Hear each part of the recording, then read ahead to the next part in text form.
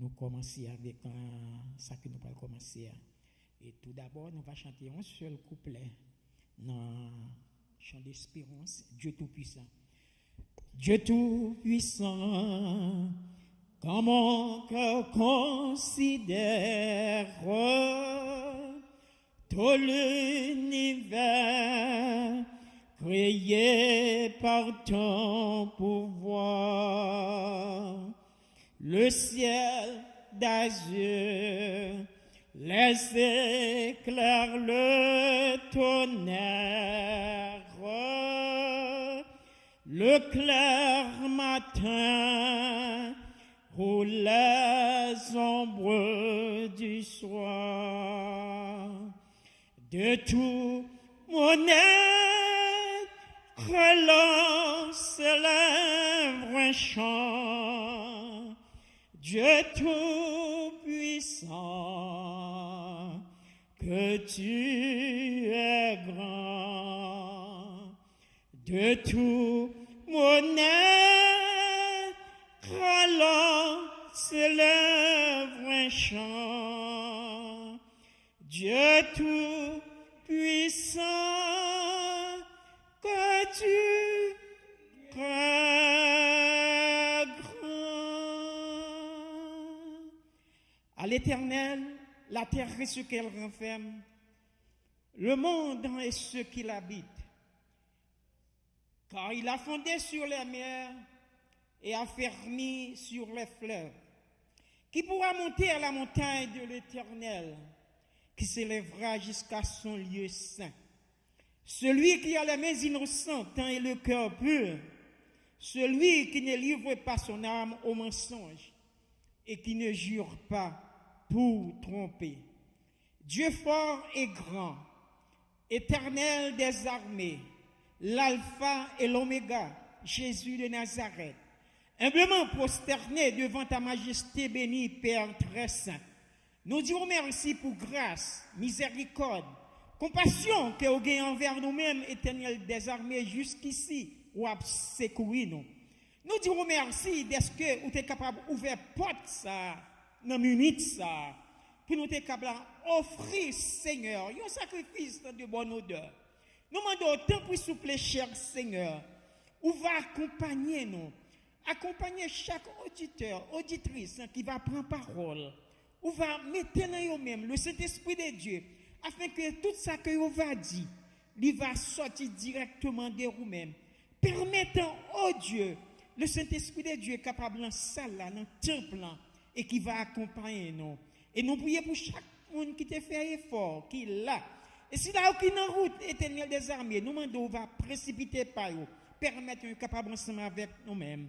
C'est grâce que nous voulons demander dans la minute ça. Nous pas prier en qualité de monde qui est bon et juste, mais c'est notre petit roi Jésus qui vit et qui a régné au siècle des siècles. Amen. Je bénirai l'Éternel en tout temps, sa louange sera toujours dans ma bouche. Nous disons bon Dieu, nous remercions. Nous connaissons que fait en français, moi je fait en créole. Nous tous, nous avons fin faire toute bagaille. Nous contents. Nous contents avec tout le monde qui est là. Nous prions bon Dieu pour tout le monde qui vient pour la prière, qui n'a pas de problème, pour capable venir ensemble. C'est la prière qui fait tout le monde pour là. Bon Dieu bénis nous. Amen.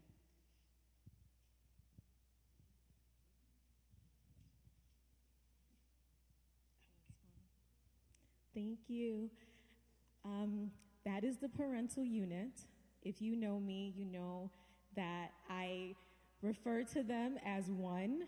They are literally my everything. I'm here because of them, not just because they gave birth to me, but because they have always been in my corner. And my prayer for each person is that you at least have one person in your life who see you, for who you are and not what you do. So whether you do a great thing or not so great thing, that they love you anyway. So I want to say thank you to my parents because they've been that for me.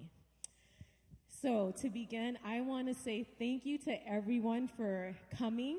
Moi dis bienvenue à tout le monde qui vient là pour supporter moi aujourd'hui. Moi apprécie nous en pile. Moi j'ai opportunité ça pour moi commencer lancer business moi ici en Miami. This is my launch, my opportunity to start my business here in South Florida. I have been a licensed agent for the past 11 years. And we had a family situation, and my grandmother passed away. And my parents' friends were asking me, Jessy, you should move back home. And I said, I have a business. I have a life in California and things to do. And their response was, can't you do that here? And so it got me thinking, and this was just in December. In fact, I can do it here. And so I prayed, I asked God, and moving from California to here took 3 weeks. The movers, getting out of my lease, everything. And I know it was God because He wanted me to be here for such a time as this. And so this business, it's more than just a business. I think it's my calling. It's my mission to my people. It's my mission to all people to help them with the information that we have to share. And so in starting this endeavor, I was praying and asking God for a partner, for someone who can show me the way, to show me how to do it in the way that I thought it should be done. Not in an aggressive, pushing manner, but in a way that glorified God and blessed His people. And I was so fortunate. Again, in May, I went to a women's conference, and I met this amazing woman. She was speaking, and I thought, this is what I do. But more importantly, this is how I want to do what I do. And so it's been my privilege to be coached by this woman who is a woman of God, who takes it as her mission. She tells me, Jessy, this is not a job. It's my mission. I was called to do this. I was called to bring this to our people. And so it's been a privilege and an honor to learn from her and to learn what she knows and how she knows it. So please join me in welcoming my coach, my mentor, Andrea Buckhamjack.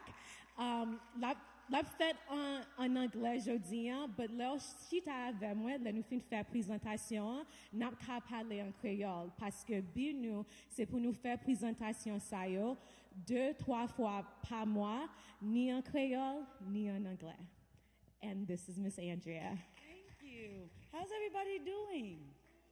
Awesome. Well, thank you guys so much for coming out and supporting Jessy. It's such a big deal to be in the room. I don't speak Creole. I only know Como Telez-vous, right? That's all she taught me. So that's French. See, I'm all mixing it up already, but it's a privilege and it's an honor. If you could take a guess, where do you think I'm from? Take a guess. I'm not from the U.S. No. Mommy, you know. Mommy knows. Mommy said I'm from Jamaica. I was born and raised in Kingston, Jamaica. And a little bit about myself. When I came to this country, all I wanted was the American dream. Would everyone agree? You come here and the goal is, I need the American dream. And I've always wondered, what exactly is that? Has anybody ever wondered what exactly is the American dream? And I'm going to share a little bit of that with you because for Jessy's been in the space longer than I have been. And for me, one of the biggest things I always say is when God gives us a gift and we sit on it, it's also a sin, right? And when I came to this country, I was an immigrant for 12 years, no papers. I'm a citizen now, okay? With everything going on, I'm a citizen. And one of the biggest things I've learned, you know, coming into this space is sometimes we forget our mission and why we come here, to the point where we get comfortable and we settle in, and then we lose our vision as to why we step into this country. And when I came here, one of the biggest things I've learned, I graduated from one of the top universities in New York, but how I was able to do that wasn't through scholarships. I was able to do that as a full-time student, a full-time athlete, and I also worked full-time because I couldn't get any scholarships, right? But the power behind all of that is to know that it was God's grace. It wasn't anything outside of that because I was able to go to school without a social. And, you know, till this day, I always give him praise and grace because I didn't know where he was leading me. Sometimes in life, you're being led, you don't know where you're going. The majority of the time, what we find ourselves doing is complaining, right? And complaining is a form of what? missing out on our blessings, because sometimes you got to go through it so you can grow through it. And we end up forgetting to grow and evolve, because I'm from Jamaica, and all we know is to go to school, and if you want to make more money, go to school, be the doctor, be the lawyer, be the engineer. No matter how miserable your life is, and no matter how much you step away from focusing on keeping God as the centerpiece, the goal is to go get the title. And I went the other direction. After leaving New York University, I went off to the military, right? Because I was 2 months out of my green card expiring, and I was like, I can't go back to square one. And I joined the Navy, didn't know how to swim. You know, most people, you're like, how are you from the islands and you can't swim? Grandma didn't allow me to go to the beach, okay? So no, I can't swim. And from there, my life changed, because I joined the military to also serve. And there's so many different ways in life that we can serve. And after getting out, before I got out, I was introduced to this information. I didn't know where God was leading me, but I'm always opened. I've always had the mind of, your mind is like your lungs. If your lungs are closed, what does that mean? You're dying. So if you don't allow your mind to be open so you can flow and think, because the moment you get to America, I came here when I was 90 pounds, right? And look at me now. That's just to tell you, in America, there's only one thing that's free, and it's fat. So you got to be mindful of what you do, how you do it, when you do it, and why you do it, right? Because back home, we can eat anything, do anything, because everything is so natural and pure. But then you step into a country like this where everything is so fast-paced, we end up forget the vision. So my question to you guys is this. What exactly is the American dream? What is it? Get rich or die trying. I like that. Anybody else? Anybody? The American dream is money, because I have 3 degrees. The amount of degrees I have, I always tell people, you'll think I'm a thermostat. Because that's what they told me to do. You're not making enough money, go to school. And if you're not making more, go back to school. But then here's the bigger question. I have a master's in business and finance. And what's crazy about it is I didn't really learn much about money. I learned how to go manage money, work for a company, and it's never ownership. And what we realize is we find ourselves just chasing. And can I ask you guys something? How is it that the biggest believers of Christ have the hardest time financially? I'm going to be very honest today. In order to spread the gospel, money is required. And we have the idea that money is evil, but you have some of the most evilest people in the country with the money, and they're not doing the job. And the people with the knowledge, the wisdom, and the understanding sit still and don't make the money. Because we have the idea that money is bad.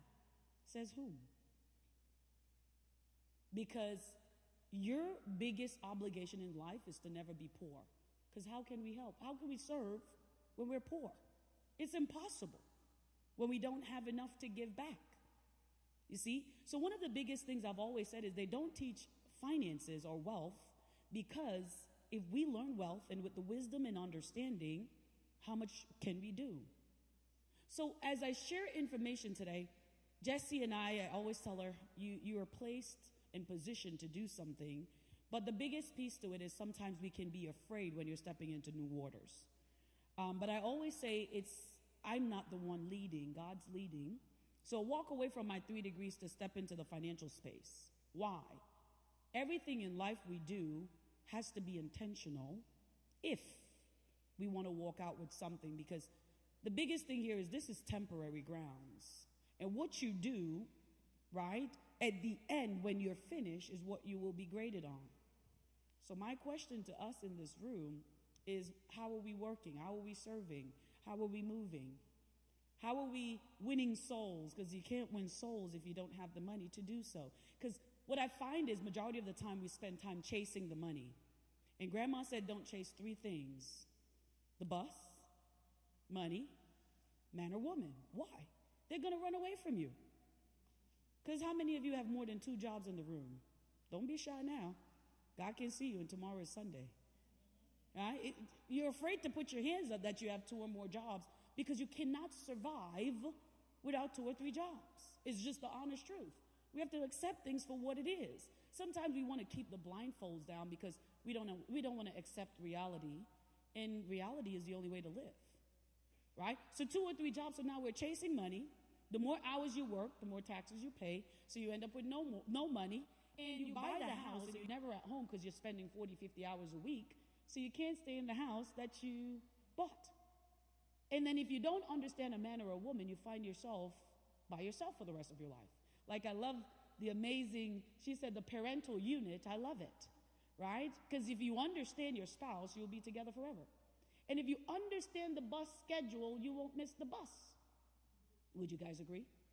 So if you understood money, you will no longer be chasing money, where you spend the most time away from the person who deserves the most of your time, which is spending it with God, because you don't have time to do what?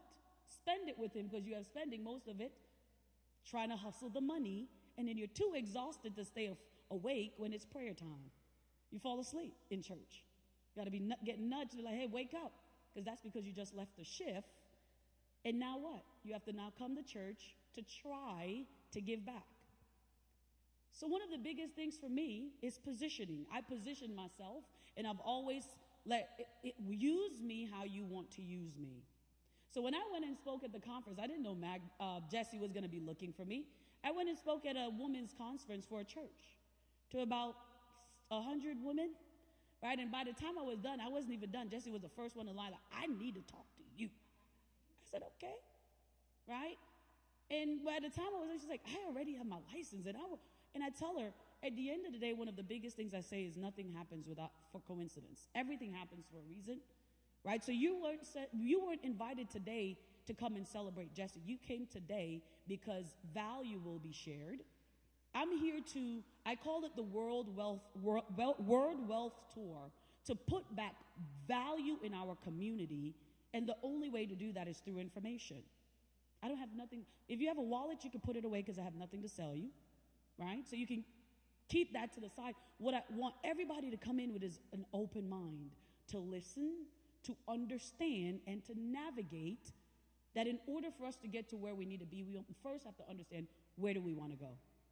What do we want to do, right? So at the end of the day, it's the blessing that falls on us when we're doing God's work, and that's what I'm doing. I'm not really focused on the money, because money has no value. It's what you spend the money on that's on value. So I flew out today. Jessy didn't buy my ticket. Jessy didn't pay for my hotel. I make more than enough to where I can travel and share the information. Does that make sense? So anything that I'm doing, it's God's work, not man work. So whatever you want to believe, that's up to you. But what I'm going to share with you today is information that allows each and every one of you. Some of us will say, maybe I'm too old. Well, you have kids, you have grandkids, kids, right? Because what does it say in the Bible? It is your responsibility to create a table with the seats for our kids. Kids. So we think because we struggled, our kids have to struggle. Says whom? Why? Right? It's our job to position our kids for the future. So as I share some information with you, a lot of this information you probably have heard before, and if you haven't heard it, it's okay. Hopefully we can get some pens and papers, that way you can take notes, or my millennials that take notes on your phone, please to take notes. Because what I'm going to share with you cannot be taught, it has to be caught. Schools don't teach financial literacy, and I've been fighting with the Board of Education to bring financial literacy to schools, right? But if that's the main ingredient to wealth, why would they put something in our possession that will allow us to build wealth, right? Because we think wealth is just about money. Wealth is about leaving financial options to our kids and giving them financial education. It's not just about money. Because if you weren't making money before and you walk into money, you're not going to know what to do with it if you don't know the financial education or the financial information. So our kids are going to go be doctors and they know nothing about money. They're going to go be nurses and engineers and ITs, and they know nothing about money. You see? So it's just being able to create the foundation. So some of the stuff I'm going to share with you, you probably heard of it before. For example, the rich is going to get rich and the poor is going to get poorer. You ever heard of that before? Says who? And my God is a God of wealth. My God is a God of abundance. But it also comes down to your mindset and what you believe, right? If you have a scarcity mindset, you're going to go in panic mode and everything is going negative instead of focusing on the main ingredient. I always say, if he's not the centerpiece, he's a missing piece. So we're in a wealth building space And wealth doesn't necessarily has to mean money, right? So it's very powerful that you understand. For example, we also have heard that the middle class pay all the taxes and the wealthy pay no taxes. You've heard of that too, correct? Well, I'm here to share with you the honest truth that that's not the case.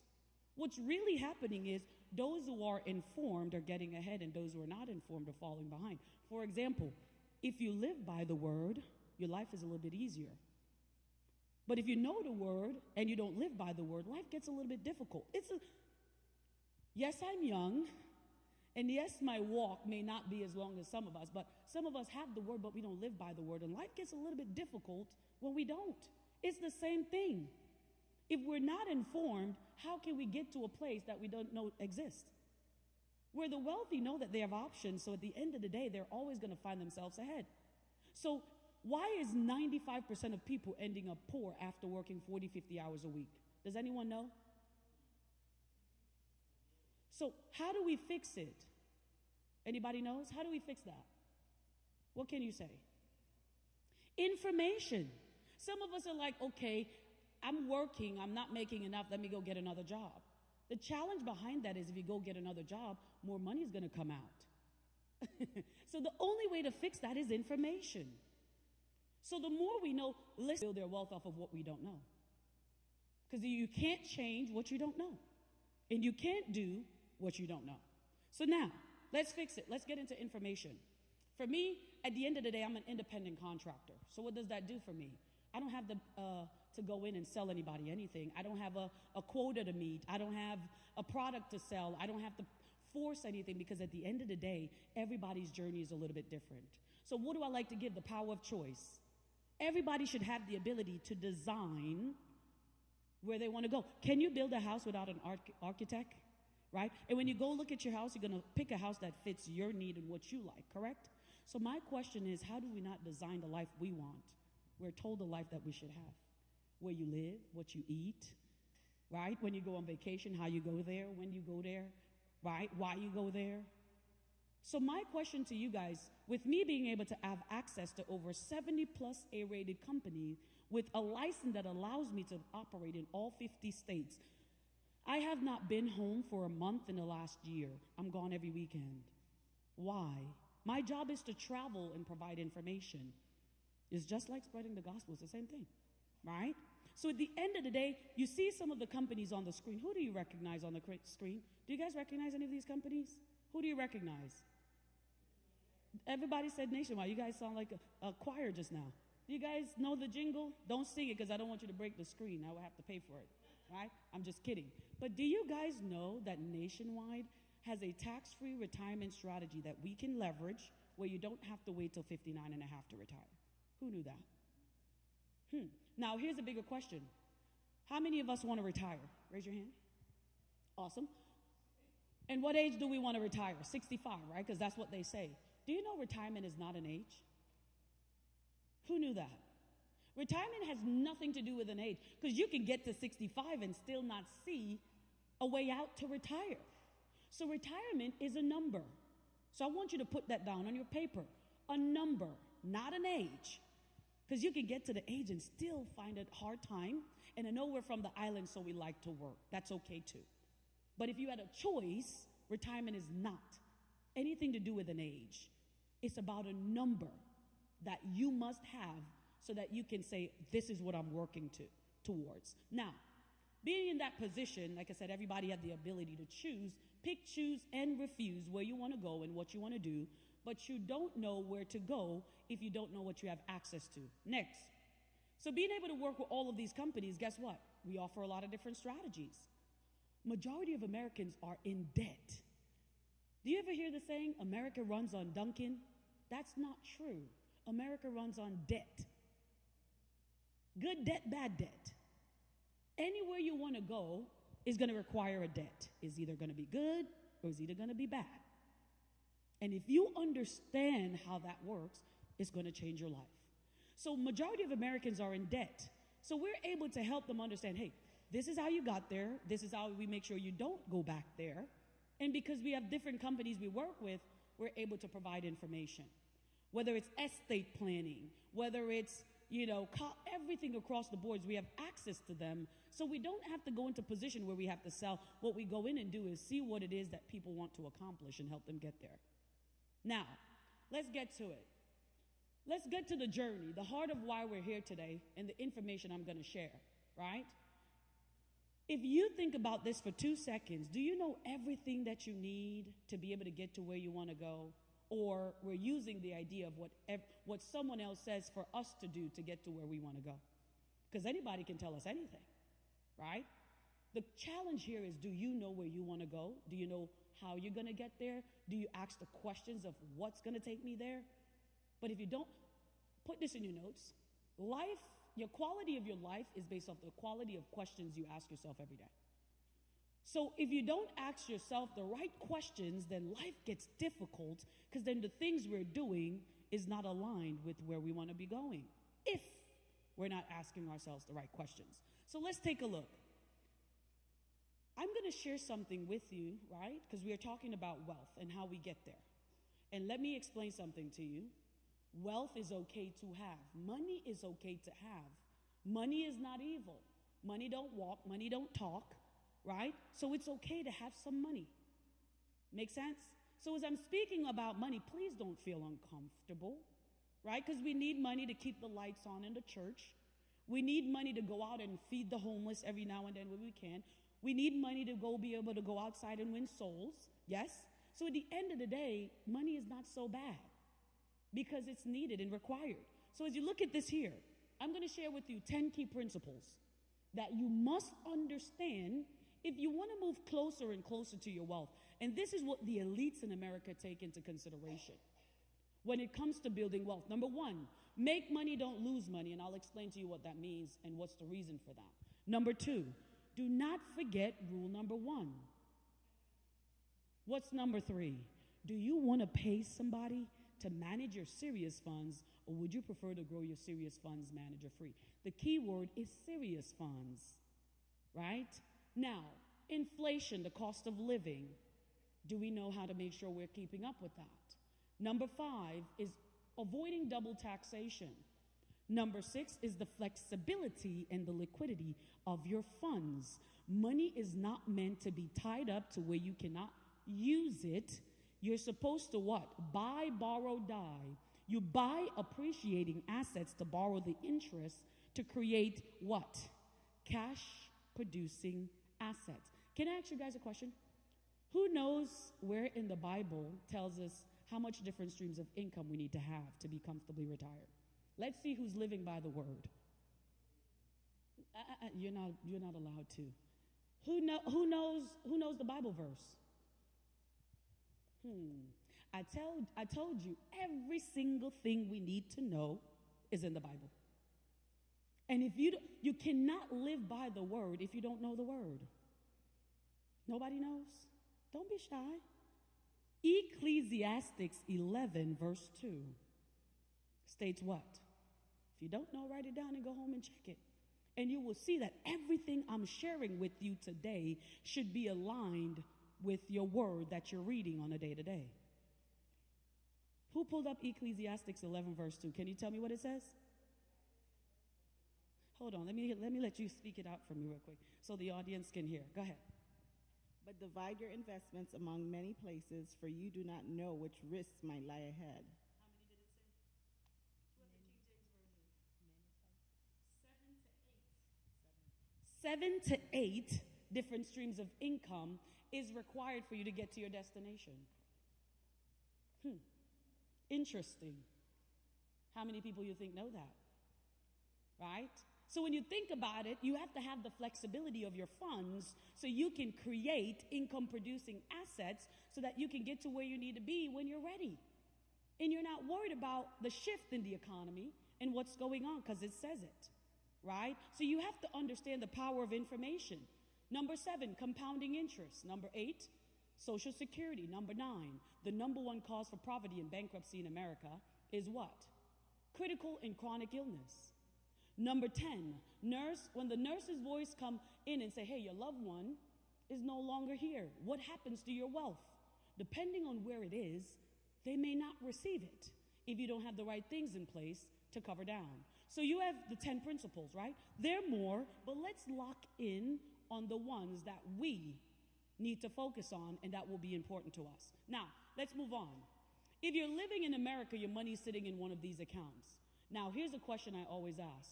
When you put your money in anything, the question you should be asking is, what are the benefits that are in these accounts for me? What are the benefits that comes with these strategies that I'm giving you my money for?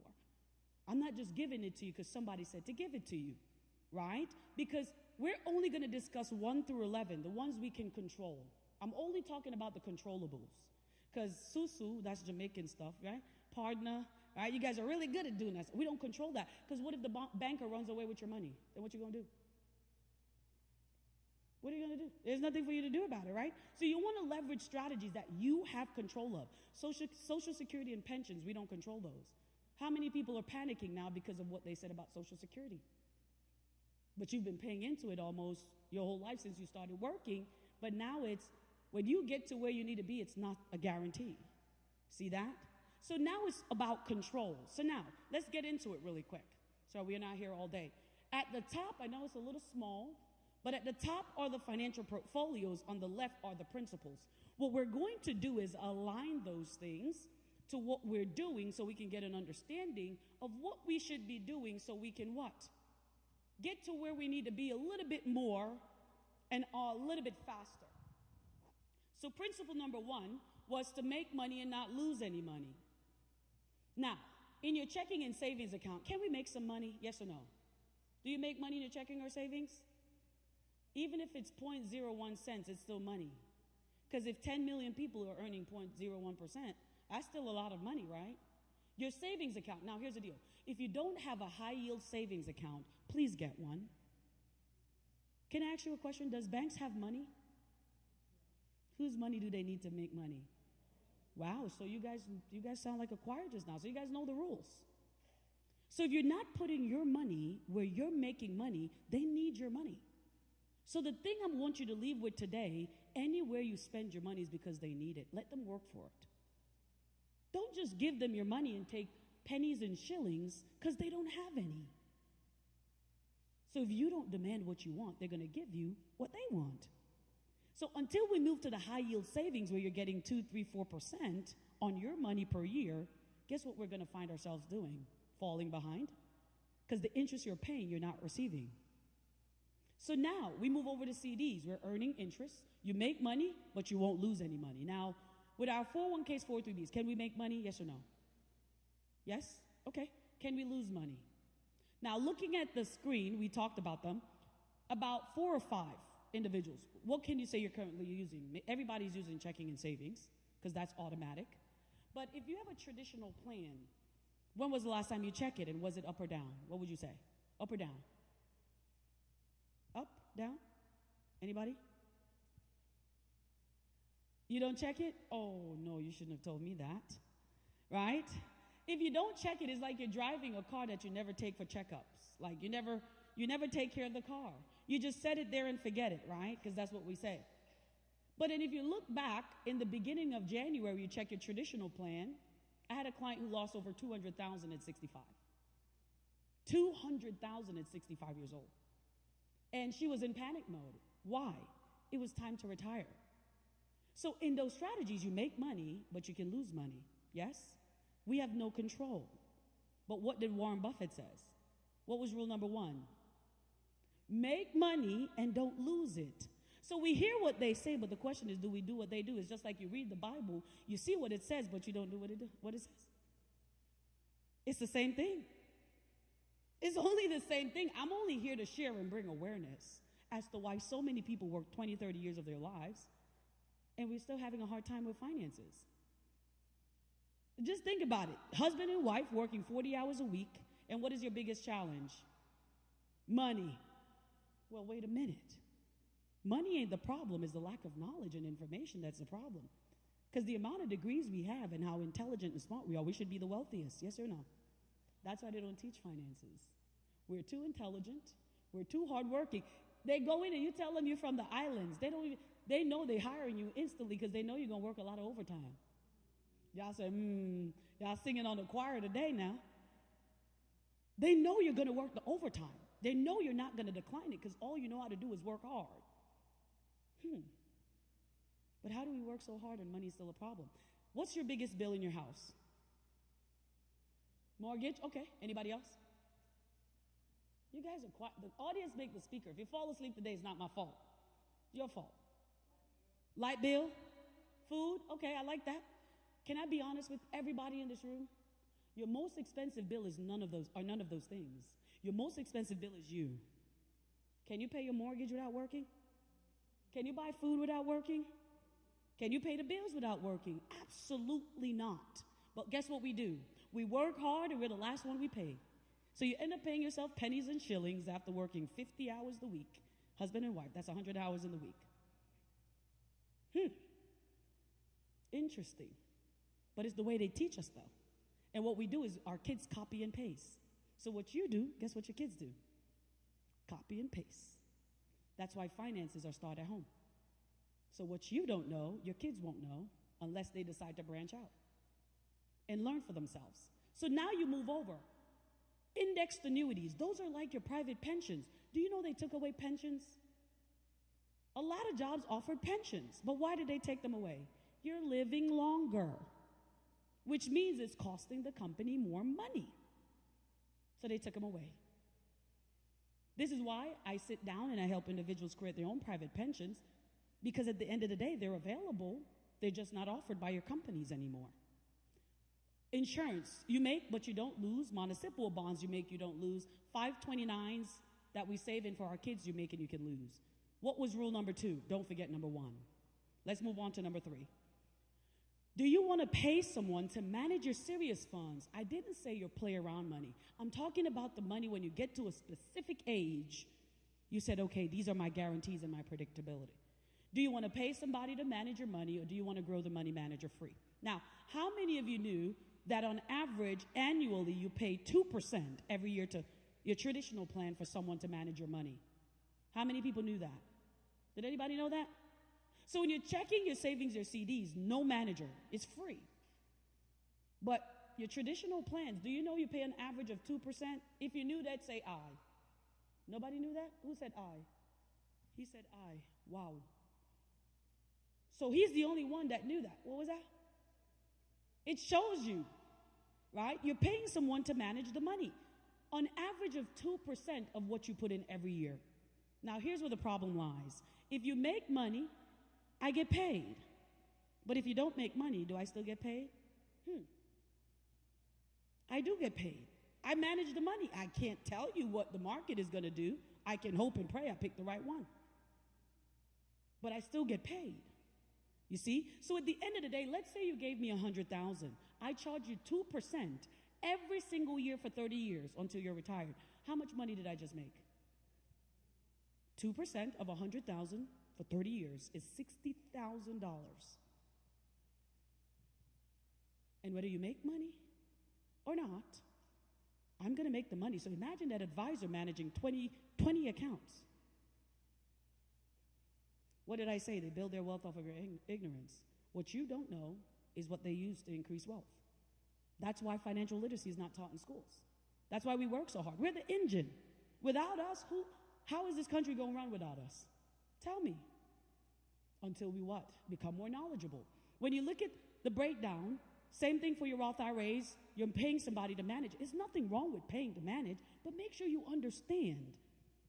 Right? So when you get to your destination, you don't go in panic mode like, oh my gosh, what happened? They sell you a product, they never explain the process. Now you move over to indexed annuities. You don't pay anyone to manage the money. When it comes to insurance, you don't pay anyone to manage the money. Municipal bonds, no management fee. Your 529 that we're saving in for the kids, you're paying on average 1% every year on the principal. What did you take away from this? Where you're going to pay someone to manage your money, and where you don't have to pay anyone to manage your money. Fair? Awesome. Let's move on to the next one. Inflation, the cost of living. Do you know that the value of our dollar depreciates by 3% every year, whether you like it or not? What does that mean? If you buy something for $1 today, next year it will be $1.03. Do you guys remember when we could go to the store and buy a bag of chips for like 50 cents? 25 cents, right? Now it's $1, more air, less chips, and nothing has changed. You know what that's called? Inflation. So think about this. If you were to go back where you used to live as a child, okay, would you be able to pay the same mortgage or rent your parents paid at your age? But imagine if you were investing and saving, and what would that have looked like? Wow. Jesse, you're getting blessings. It's pouring outside, right? So as you go through, you think about it. We weren't investing and saving back then, because now we will be multimillionaires. I was just talking to Jessie about this yesterday in the car, and she was like, my friends I went to school with, their parents was like, you have access to 10 million at 19, 20 years old. And I'm like, here we are, just struggling along, because we're supposed to struggle. Says who? So if you think about it, if you are not earning on average of 3% interest on your dollar, you're losing your value to, I didn't say you're losing money. Key word, you're losing spending power, value. That means you have to spend more to get the same thing. You remember when you could take $100 and go to the grocery store and get a couple of good bags? Today, good luck. $100, you barely walk out of the store with anything. But then the interest we're earning on our dollar is not keeping up. So that's why there's no more middle class. It's either you're poor or you're rich. There's no in between anymore, because everything is becoming so expensive. And if you cannot keep up, you're going to lose the homes, you're going to lose your assets, and they don't care, because that's the end goal. If you're not keeping up financially. So when you look at it here, I'm going to break something down for you. 3% on average is what you're supposed to be earning. In your savings account, you earn 0.01%. In your average savings account, not this high yield savings, you're earning about 0.02%. In your CDs, they're making adjustments to them now, about 1 to 2, and they're going a little bit higher. But take a look. With your traditional plan, I wish that was a little bit bigger. Look at the middle screen, that's a little bit bigger. In your traditional plans, we don't know what the interest rate is going to be. It's based off of luck. I always tell you, but I also always show you. Here's a breakdown of a client of mine with $250,000 that was in a 401k, traditional plan. I want you to follow me, because these are not my numbers. Now, let's take a breakdown. You invested your money, and it's growing. This is your retirement. This is your life savings. This is what you're depending on waiting, so when you get there, you have your money ready for you, right? $250,000 the first year, 2 years were really good. You went up to $374,000. The next 3 years, we lost almost 50% in interest. So you went from $374,000, now you're down to what? $220 what? $225,000. So not only did you lose $124,000 in interest, you lost $25,000 of your own money. What do they say? Don't worry about it. You're going to get it back. But do you ever hear that you have to pay to play? My question to you is, how much is it going to cost you to play? Because then you look now, the next 5 years you got your money back. We're at $370,000, right? Who remember what happened in 2008? Oh man, y'all are singing today. Who knew? You remember? We had a real estate crash. You went from $370,000 to $207,000. And one of the biggest things I say is this. What about the people that needed to retire in 2008? Would that have been possible? Because they haven't paid taxes yet. So by the time you pay taxes, you're leaving with less than what you've entered with. So now that person now have to extend their retirement and keep working. 7 more years, you're back to $439,000. No problem. 2019, a little drop, and then you went back up to over $1 million. Yes. You should have taken that money, move it into your own private pension plan, but you said, no, I want to earn a little bit more. And then boom, 2022, you dropped to $847,000. No problem. That's still good money, yes? Now, what we didn't do yet. What haven't we done yet? You haven't paid taxes. How much taxes you want to pay? Don't say zero, because you're not in a tax-free account. So you can't say 0. How much taxes would you prefer to pay? Anybody? Nobody? As low as possible? Good luck with that. Some people like, when I retire, I don't have to worry about taxes. I'll be in a lower tax bracket. Where on the IRS website states that? Pull it up and show me. That's for another day. So at the end of the day, as you look at it, you have to look at the historical numbers for yourself and understand the performance. Because the secret is not the interest you earn, it's the interest you keep. It's not what you earn. Because when you're done, you earn the interest. You still got to pay state and federal, depending on where you live, right? You have to pay your investor fee, right? So you got to calculate. You invest just for 1, but you got to give back to 4. That's for a whole nother day. So now as you go through, you see those dashes because you don't know what interest you're going to earn, because you don't keep it, you rent it, right? It's not guaranteed. You move over to your annuities on average of 5% interest on average. Insurance on average of 8, municipal bonds on average of 4, and a 529 on average of 2%. What can you take from this? Where you're going to earn more than 3%, where you're going to earn less than 3%, and where it's going to also be based off of luck. Now, let's move on. Everybody's favorite, taxes. Everybody likes taxes? Anybody in here like taxes? Nobody? Oh, man. I love taxes. I'm a business owner. So you guys have Uncle Sam. I have Uncle Earl. Want to know the difference? Your money goes through them first. My money comes to me first. So I get to dictate how much they take. You don't get to dictate that. Why? They don't trust you to give it to you and then you pay them. They take it before it comes to you. And at the end of the day, you don't get to dictate what you take home, because tax rates are increasing all the time. As a business owner, I get write-offs. Flying out here is a write-off. Getting a rental is a write-off. The food I eat is a write-off. Right? So at the end of the day, you have to think about it. There are over 2,600 different tax codes. And I always say, we're only accustomed to the ones that we have to pay. How many of you knew that there were that many tax codes? Did anybody know? No. You knew. Okay. Knowledge is the new currency. Money has no currency. Knowledge does. Because the more knowledge you have, the more money you'll be able to save. See? So now as you look at it, when you get paid, your money's already taxed. How many of you checked your statements January, February time, right before taxes, where the bank sends you your letter letting you know how much you owe the IRS? Did you guys see those? It's called 1099 INTs. You guys check them? You probably didn't, because you just rip them up and throw them out. Not knowing is the bank letting you know what you owe the IRS because of the interest you've earned in your account. So depending on how much interest you earn on your savings or your check, you will be required to pay taxes. How many of you knew that? Nobody? And you guys are a small part of the congregation. There are millions and millions of families that don't know this, right? So when you look at it in your checking and savings account, based off of your interest, you will be required to pay taxes. You know what they call that? Double taxation. Because you're paying taxes twice. Your CDs, do you know the interest you earn on your CD at the end of the year or whenever it matures, you have to pay taxes? Did you know that? Okay.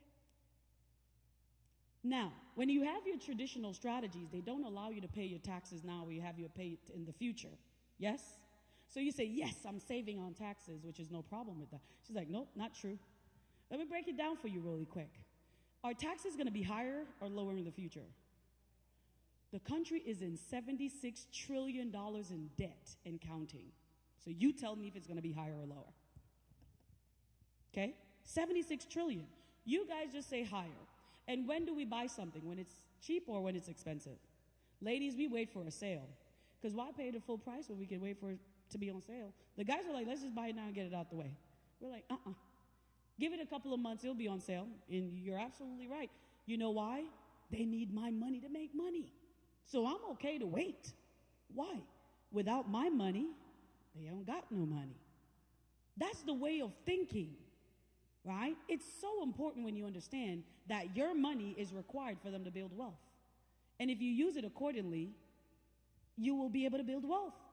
So now you see, I'm going to give you two options. Option number one, you're going to come and buy a bag of corn seeds from me. You're going to plant these corn seeds for 30 years. And when you harvest it, all those corns, I'm going to tax you on all those corns that comes from those seeds. That's option one. Option number two, you're going to come, you're going to get the bag of seeds, but this time you pay taxes on the seeds right now. You plant those seeds for the next 30 years, no taxes will be required. Which option do you want? Option one or two? Everybody wants two, but everybody's doing one. Why?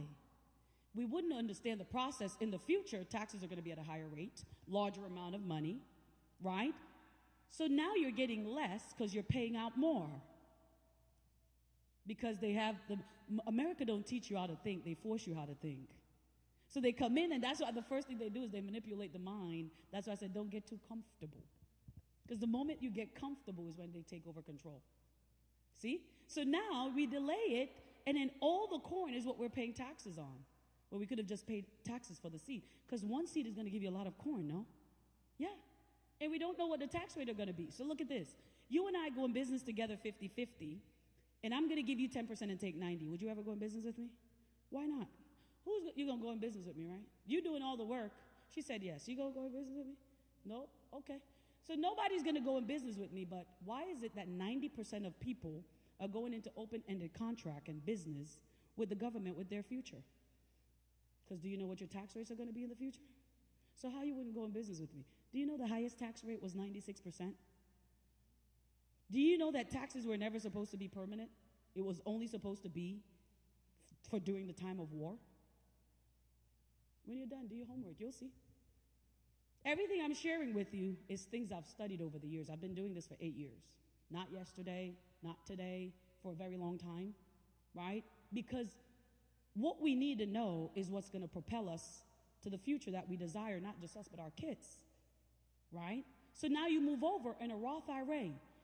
You only pay taxes on your seeds. Your harvest is not taxed. So you realize the interest you earn on your savings has to be taxed, but the interest you earn on your Roth IRA doesn't have to be taxed. Can you tell me why? Tax codes, right? So tax codes is what separates those who are wealthy and those who are not wealthy. Because there's two things that you require to build wealth in America. Do you know the two? Tax codes and OPM. Who knows what OPM means? Other people's money. Do banks have money? Do companies have money? We'll leave that for another day. Indexed annuities, you're going to pay taxes in the future. Insurance, tax-free. Municipal bonds, tax-free. And 529s are all tax-free because of tax codes that you leverage that allows you to eliminate paying taxes on interest you earned. I didn't say you don't pay taxes because you cannot avoid paying taxes. It's on the interest that you've earned that you are what? Taking away the taxes. So what do you get to learn from this? Where you pay taxes on interest you earn versus not paying taxes on interest you earn. Now, let's move on. Next. All right. What are we talking about here? We're talking about flexibility. Can you take your money out of your checking and savings account whenever you want to? Yes, you can. Right? There's no challenges of you going in and taking out your money unless it's a bigger amount. Like if you go, I need $30,000, they say we got to get the manager of the day. I'm like, wait.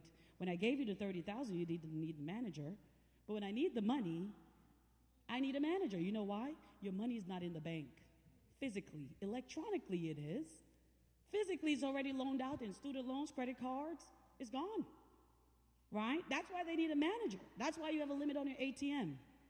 Why is there money in your account? You can only pull out $600 a day. I'm grown. I need my money. Right? But at the end of the day, what you don't know, you can't change. So when you look at it there, checking and saving is no problem. Your CDs, you have to wait till it matures. If you have your traditional plan and say, hey, I have an emergency right now. I need $100,000 for something. I have money sitting. I need $100,000. Can you take the money out? Yes or no?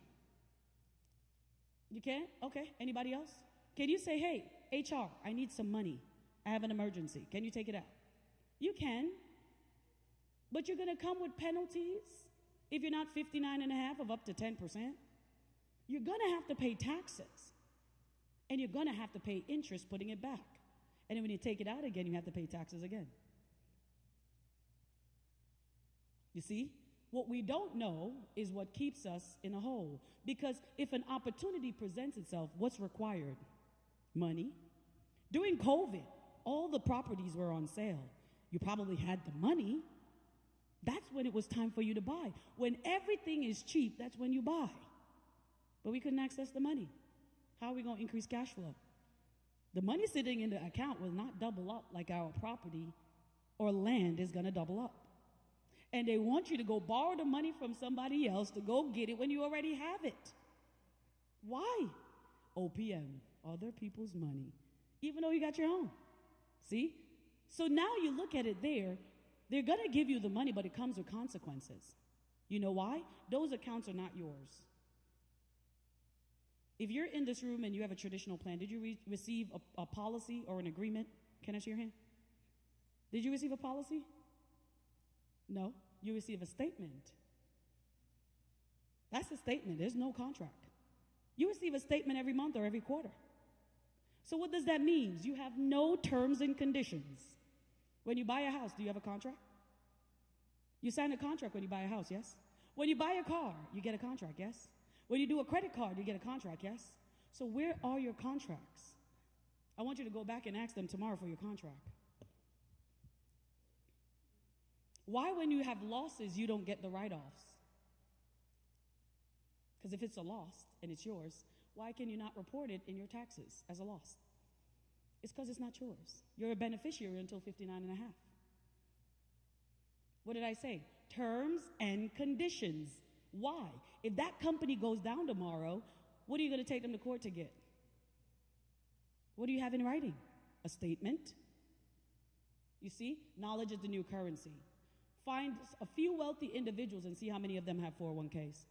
Terms and conditions. They offer them because it's still tied up into the company's assets. That's why you can't write it off. They write off the losses. That's why you get a match. So when there's a loss, they get to claim the loss. Why? Because they're the business owners. Hello? Is anybody home? Terms and conditions. Anything I do with my money, what are my terms and conditions? If I give you this money, what are my terms and conditions? I know you're going to manage it for me. Great. Can I get my writing? Can I get it in writing? Because you can't buy a house without an agreement. If you don't pay the mortgage for 3 to 4 months, what happens? It's in your contract. They're going to come and they're going to take it. What about your car? Terms and conditions. You can't pay it. I'm going to come and take it. Terms and conditions. Let's keep going. Now, as you look at it there, when you look at the screen, what you see, IRA is the same thing. If you're 55 and a half, you can access money with a tax code called 72T because you're 4 years out of 59 and a half. They allow you to access up to 5% of your money, no 10% penalty. See that? Now, when you keep moving, stocks, you can take your money out at any moment, any time.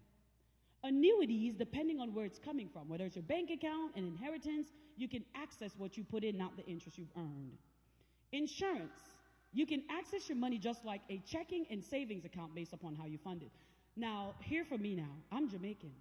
The moment you talk to me about insurance, I'm running like a thief in the night. Because I don't want you to kill me to take the money. That's always all I've heard. Y'all are laughing because y'all know it's the truth. So I run. I don't want no insurance. Leave me alone. Because I don't want you to wait for me to die for you to, you put stuff in my food and But what I've realized is it's what they've allowed us to consume and to believe. Because what is insurance? Insurance is a way to transfer risk. Let me ask you this. When you put your money in a traditional plan, who's the risk on? You. Why do you think you cannot leave a closing for a brand new home without insurance? Why do you think you go buy a brand new car and you can't leave it without insurance? Why, when you buy the phone, the first thing they say is, do you want insurance? But we have the idea that insurance is a scam because of what our parents, or even the community. Do you know back in the days we were not allowed to get insurance? Who knew that? Do you guys know where insurance came from? slavery. Man, I don't want to go too deep today because we'll be here all day today. Insurance came from slavery. So if we die, they get money. Or they get money.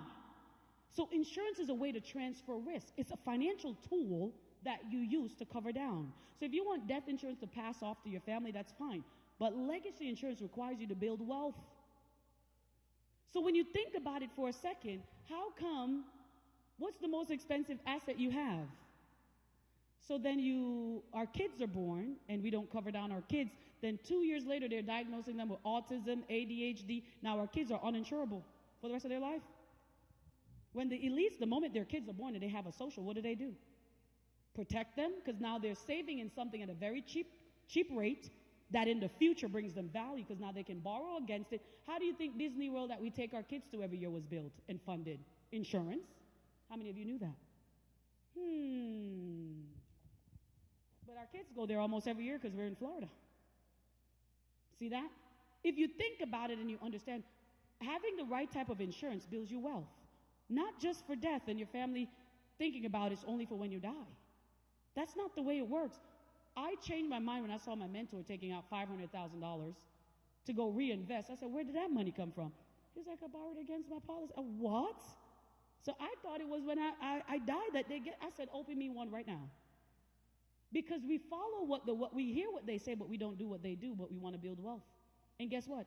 He didn't have to pay any taxes on that money. And he doesn't have to put it back if he doesn't want to.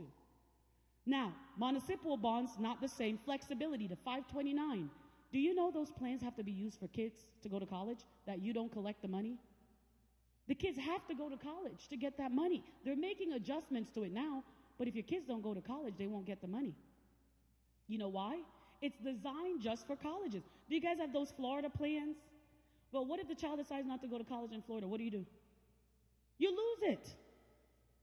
Your kids are not guaranteed to stay home.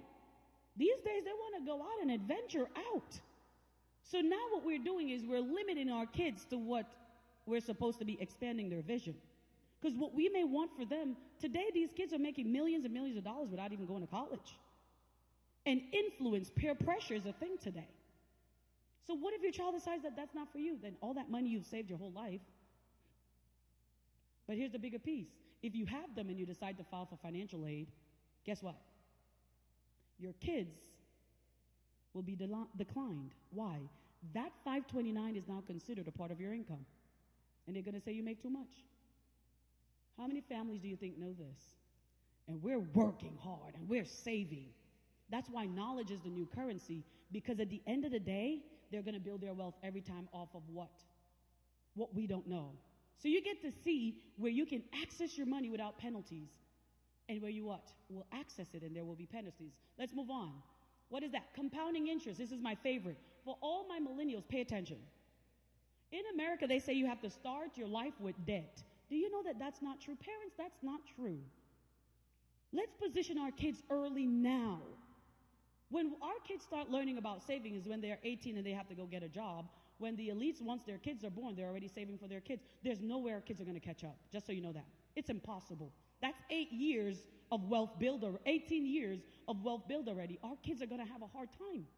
We're thinking, oh, it's society. No. Your decisions influence and impact your kids' future today, not tomorrow, today, which is really, really important. That's why we need to become knowledgeable. So Albert Einstein called compounding interest the eighth wonder of the world. Those who understand it earns it. Those who don't pay it. Let's take, for example, where are my homeowners in the room? Raise your hand really quick. Perfect. 1, 2, 3. Don't give me your exact. You've been smiling with me all morning, right? I want to hear from you real quick. When you bought your house, what did you pay? Don't give me the exact. How much did you pay? What was the price of the house when you bought it? Less than 200? Okay. And give me a guesstimate of your mortgage. Don't give me the exact. Like now. 2,000 a month. 2,000 times 12 is how much? Who has their phone? Quickly. Swiftly. Where are my millennials in the room? What is it? 24,000? Okay. Is it a 30-year mortgage? 30 years? Perfect. 24,000 times 30 years from you real quick and tell me what you got.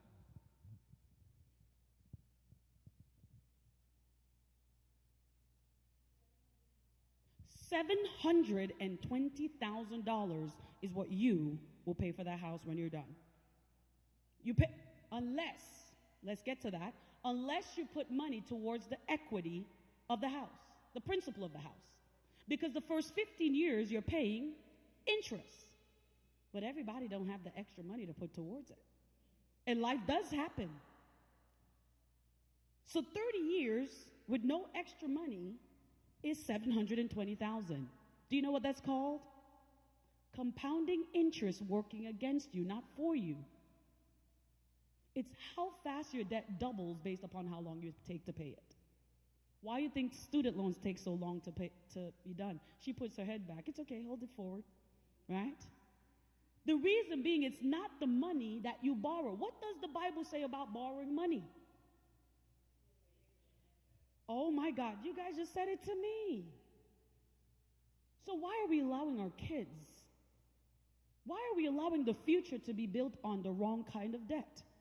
Because there's nothing wrong with it, it's just which one, right? So you just paid $720.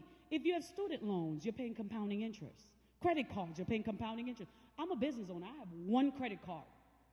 I wish you guys would have come to my seminar last month where I did a financial seminar for 8 weeks. And the power behind it is credit cards is not for emergency.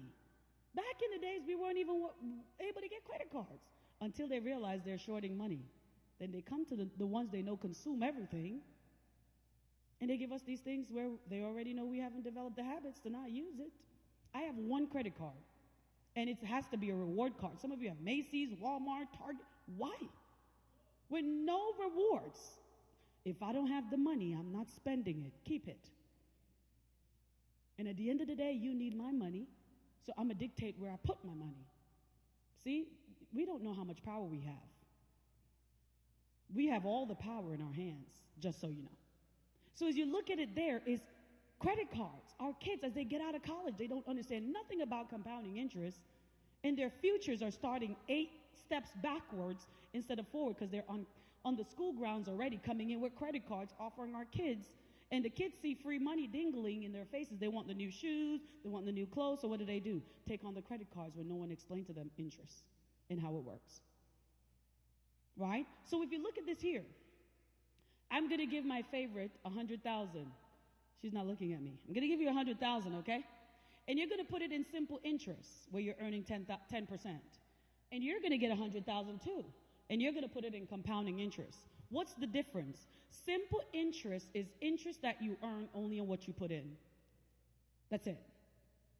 Compounding interest, you're going to earn interest on what you put in plus interest on interest you've earned. You ready? So your money is guaranteed to do what? Double. So your money is guaranteed to double regardless if your money is in a compounding account. So let me ask you this. In 30 years, where do you think your money is going to be? 30 years, I gave you 100,000, you're earning 10% simple interest. How much money do you think is going to be in your account, my dear? Doesn't have to be right or wrong. Doesn't matter. What do you think? How much do you think is going to be in yours? Huh? A lot? Give me a figure. Well, how much do you think is going to be in her account? 300,000 in yours? Okay. What do you say? Okay, let's take a look. You have 400,000 in 3 years. She has 1.7 million. Didn't y'all both start it with the same amount of money? You see that it's not the problem is not working hard. It's about how hard your money is working for you, because you cannot out-earn how much interest you earn. You can't outwork it. They both started with 100,000, yes? They're both earning interest, yes? But it's the type of interest.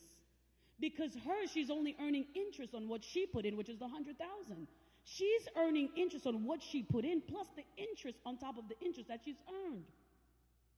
Because 40 years in, look at that, that's $500,000 for her, 4.5 million. How are we going to bridge the wealth gap where we can't even keep up? That's impossible. That is absolutely impossible. So when we're realizing it's not the hard work, it's where the money is going, that's the problem. Because we work hard. We save a lot of money too. But it's where the money is being saved, right? And that's what you have to understand, because the trick behind compounding interest is it only applies to accounts that never lose money. That's what they don't tell you. If you're losing money, you only earn what? What kind of interest you earn? Because there's only two types. If your money goes up and down, you only earn simple interest. The only way for you to not lose money is through what? Uninterrupted interest. Because you earn 30 today and give it back tomorrow, where you earn 15 and you keep it, right? You're not playing catch up. You're picking up from where you are. That's what they're not explaining. So we're thinking, I need 30%. The easiest way to build wealth is through uninterrupted interest for long periods of time. That's wealth. Because you don't have to worry about the up and downs and where my money is going to be. You're looking for guarantees and predictability on your serious funds. All right? So now as we move, let's move. The only place for you to find compounding interest is annuities. They took them away. And pension plans. And insurance. They took those things away because what? If your money compounds, you can retire earlier. Because imagine when you start working, my young ones start working at 22, 25 years old, and they save in the right strategies for 20 years, 30 years. 25 to 55, they're set for life if they're doing the right things. You see? We don't have to work our whole life. That's what we think. But doing the right things allow us to position ourselves in better places. Number 8, we're not going to go over it. Social Security, we don't control it. But what I want you to know, though, is if you wait to pay taxes, it's going to affect your income in retirement. Right? Do you know that? It's called provisional income. Look it up when you go home. That's why so many elders are having a hard time. Why? There's something called provisional income when it comes to Social Security, if you delay when you pay taxes. Also, if you're an elderly in the room, there's something called RMD. Do you know what an RMD is? Required minimum distribution. Look it up when you go home as well. It's very important that you know these terms and you understand them so you don't fall into pitfalls as you get ready to retire and stay retired. All right, let's move on. Illnesses. Now, I have a big question. What if today was your last day at work and all you had to live off of was your savings for the rest of your life? How long would you be able to go? You don't have to tell me. How long would you be able to go financially if today was your last day and all you had to live off of was your savings? See? Think about it. You work 40, 50 hours a week. And if you can't work for 2 weeks, 3 weeks, you go in panic mode. Do you know the number one cause for sickness is illness? The number one cause for sickness is money. The biggest stressor is money. That's why I said it's your responsibility to not be poor, because when you're poor, everything bad happens to you. Every time. You start stressing yourself out. Every day. I don't worry about nothing I don't have control of. I pray over the controllables. Uncontrollable, I let them go. I can't do nothing about it. I'm from Jamaica. People are like, oh my gosh, I'm stressed. I'm not saying we don't stress, but I used to have to step over dead bodies to go to school, whether I like it or not. I got to get up and go. But then we come to America and I hear 9-year-olds, I'm stressed. If you don't take that back, what bill do you pay in this house? What kind of stress are we talking? What kind of anxiety and depression are we talking about? We got to get those vocabularies out of our system, because then it reflects down to our kids and they don't even know what they're talking about. Because Jamaica is fast, quick moving. It's not no, oh man, you got to get up and go. You see? So it's just you understanding you're working 40, 50 hours a week. You fall sick tomorrow. The first thing you're thinking about is going back to work. Right? Some of us are like, God forbid, it will never. It says in the Bible, the weapons will form, but they will not prosper. Here's why a lot of times, as we get sick, we lose hope. That's a weapon. If we didn't know, sickness doesn't come from God. But again, if you're not aligned with the word and you fall sick, the first thing you start thinking about is, oh my God, how do I pay the bill? Instead of getting on your knees and praying and getting rid of what you're dealing with. But you're focused on what? The money. Because all you're focused on are the bills. So when you understand that you have a God that what? Plans, why aren't we planning? Because the weapons will come. Nobody said they won't come, but I just know they won't prosper. But the only way for them not to prosper is if you plan. Because planning allows you to pivot and focus. And with no plans, that's why they don't educate us. Without the plan, we go in stress mode, and when we go in stress mode, we lose everything. We start going crazy. We start thinking all kinds of negative things when the goal here is to stay aligned with the word. But it's impossible when life is coming at you. I always tell people life is going to life anyways. It's going life. But it's planning accordingly and properly, because my thing for me is this. Why I travel and do what I do, my dad passed away 6 years ago, right? And purpose is everything for me. I was one of 10 kids from my dad. I was the only one he never took care of. But after not talking to my dad for 5 years, my dad says, hey, I have stage 4 lung cancer, and I need $10,000 to live a little bit longer. I haven't talked to him for 5 years. And that's the call I got. And I picked up and I went in and I got the money. I'm going to tell you this. Do not wait for a crisis to happen before you value people, time, and things. We take people for granted and it's free. We take time for granted because you always think tomorrow is guaranteed. And I had an aunt who went to bed and just didn't wake up at 62. And we take information for what? For granted. Because if you don't have to pay for it, you think it's no good. Everything of value is free. You shouldn't have to pay anyone to give you information on what to do with your money. It's free, right? So we can't take those things for granted. And my dad, when he called me, up to this day, my mom does not know I spent over $70,000 between medical bills and putting my dad to rest. She will pluck me like a chicken. Hopefully she's not watching this, right? It's just you understanding. He never took care of me, but they always say the stone that the builder refuses become the head cornerstone. And I wasn't bitter, because if I was bitter, I wouldn't be able to be better. To go out there and literally help families understand. My dad have everything. That's why we say, it said, don't consume yourself to the things of the world. Because at the end of the day, my dad had all the houses, the cars, the businesses. He was rolling. He was rolling. That's why my grandma said, never get too high on that high horse, because when you fall off of it, you break your neck. Ain't no fixing it. So I always remain humble because I know where I'm coming from. No matter how big I get, I always pray to remain humble, because you can have it today and tomorrow is gone. Because the moment he wasn't feeling sick, our community, our men don't like to get checked. And the moment he went and got checked, the doctor said, I'm sorry to tell you, but you have stage 4 lung cancer. His whole world shut down. My stepmom was a stay-at-home mom for 10 years. All my brothers were in private school, every single one of them. My dad worked for the union in New York for 20 plus years. And when he was sick, the union said, hey, you're on the verge of dying. We cannot cover all of your medical bills. I think that took him out more, because what did I say about terms and conditions? He used to always tell us, I have everything in place. My job has everything. I'm properly covered. I got everything. And I said to him, what are your terms and conditions? Don't worry about me. I'm good. We never had that relationship, so I couldn't say anything. Until the day he was diagnosed with cancer, and he went in and they said, we can't cover everything. We can cover some things, because why would they spend money on someone who the doctor says is dying, even though God has the last say, right? And at the end of the day, he went to Social Security and he says, hey, I'm going to need some help because I'm sick. You know what Social Security says?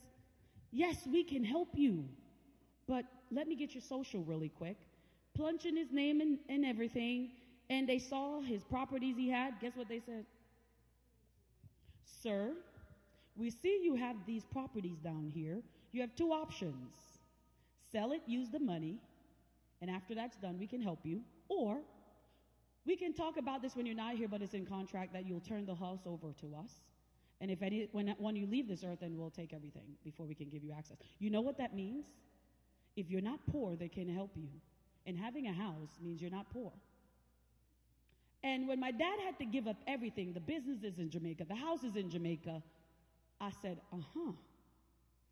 you can have everything, and one thing snatches everything. Because one chemo session was $50,000. Per session, he had to do 8. That wiped him out so quickly, he had to move back in with his in-laws. And you know men, their pride is taking care of and providing. And the moment he moved in back with his in-laws, he gave up. Took my brothers out of private school. What if he had just listened when someone was sitting with him to share with him the different strategies that he has to replace his income? Because sickness is not a matter of if, it's when. And we think, God forbid it will never happen to us. Says whom? The devil roams around every day. 5,400 people are diagnosed with cancer every day. Every day. We're getting sicker and sicker, and what we're not even realizing is because we're not solving the problem from the root. The food we're eating is getting us sick. The air we're breathing is getting us sick. And we're not looking to hit him where it hurts. Because if my dad had the right coverage in place, he would have been able to leverage up to 90% of his insurance while he was still living. It's called living benefits. Living benefits is broken up into 4 categories: critical, chronic, long-term care, and terminal illness. Why do we not have those riders when eventually we're going to get older? We are the ones taking care of our parents majority of the time, yes? But how come we don't know about long-term care? It doesn't have to come out of your pocket to take care of our parents. You ever see the Jews and the wealthy and you're wondering, how are they getting government assistance and they live in these big houses? It's because they own nothing and control everything. They're the insured, but the kids are the owner. She said, yep. I'm not telling you everything I don't know. I'm giving you everything I know. There's no reason. You go into their homes and you see these 24-hour nurses coming out. Where do you think the money's coming from? Long-term care. That is attached to strategies we have no idea about. Because what we don't realize is we always prepare for the expected, but never the unexpected. My dad never lived to use his retirement, and up to 6 years later, we're still fighting probate. Over close to $80,000 in fees, so by the time we're done, we don't even know what we're going to get. Why? No designated beneficiary. So you can have all the wealth in the world, it means nothing, because it's the things of the world. See that? It's just understanding, and I don't fight with it. I leave everything alone because I was the outside. I was a kid that wasn't taking care of, so I don't even get involved. I just do my part and secure his wealth. Why? Because I don't want my brothers and sisters to lose all the hard work. So you can work hard, and when you leave here, everything goes in vain. Like it never happened. Why? Because we didn't plan accordingly. And we think it's only when we die we fall into probate. But let's get to it. There's only 2 things that bypasses probate. Annuity, the only one thing you can utilize when you fall sick. The right type of life insurance. Some of you don't know. If you have disability insurance, cancer insurance, why? Because if you don't use them, you can't pass them on. Why not have a rider that if you don't use it or need to activate it, your family still can get it? But you're paying all this money in all these plans, and I ask you, when last you used your disability? You're like, When last you used the long term? They want you to have those plans because if you have riders, you don't activate it, you don't lose it. It's passed on to your loved ones. Whereas the individual plans, you can't pass on disability to your kids. You can't pass on cancer policies to your kids. But if you have a rider tied to your insurance, they can give it to your family if you never use it. And so instead of throwing away money, you're passing on money. Because we always say insurance is scam. What is scam? What does scam mean? Anybody? Huh?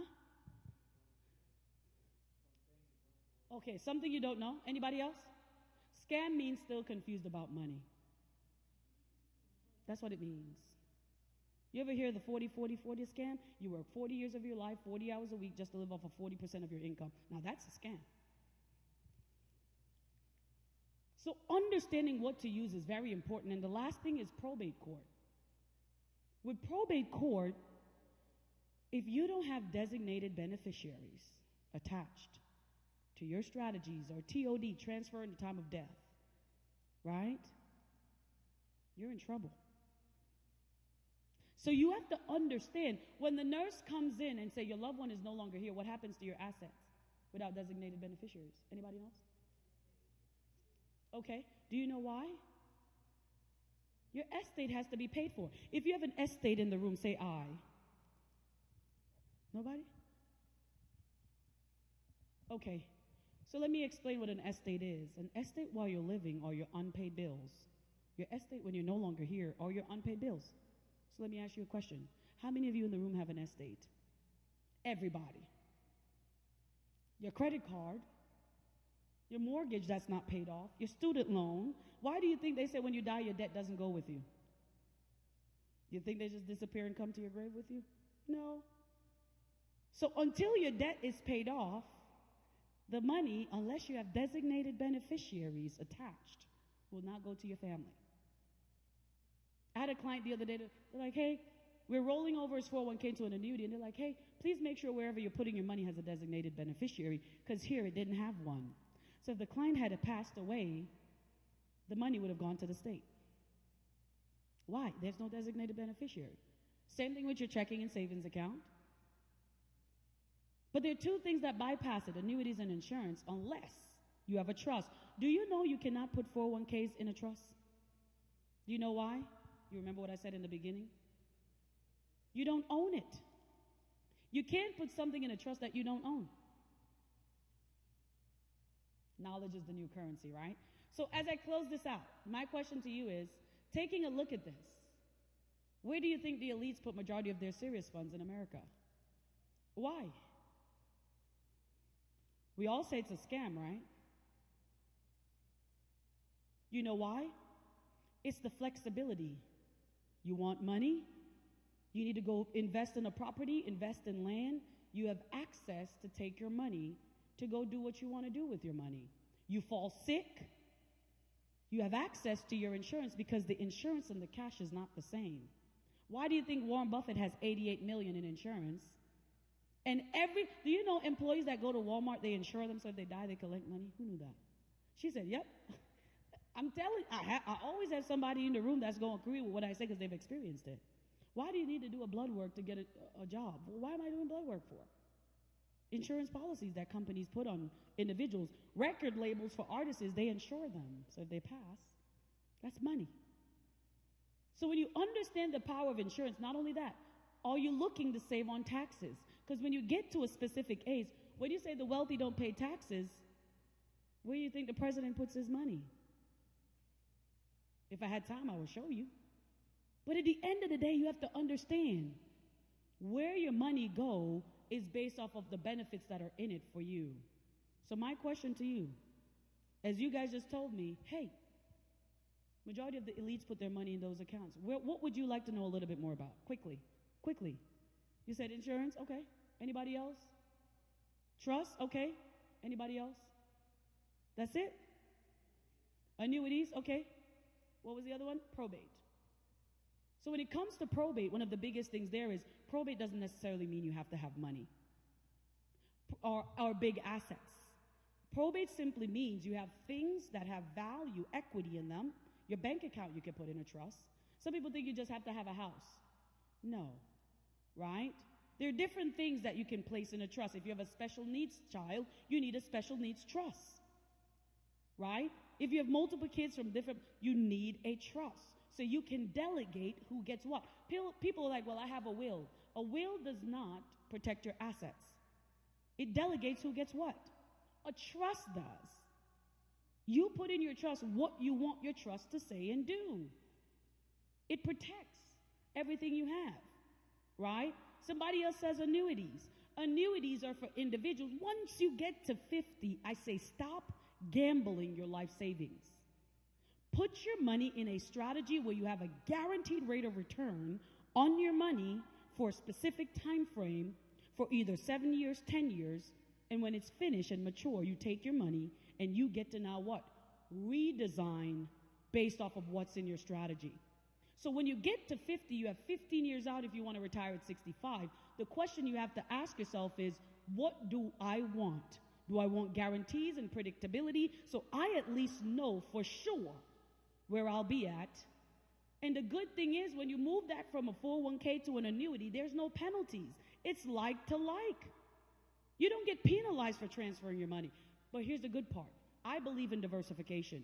You don't have to take all your money from one account and put it in one account. You can split up. Because if all your eggs are in one basket, what happens when the basket blows over? All your eggs are gone. But if your money is diversified, guess the beauty of it? You have something that balances out each other. Another big part for an annuity. You have a traditional plan. You're retired and the market goes down with your traditional plan. When you have a traditional plan, there's no guaranteed money coming to you every month.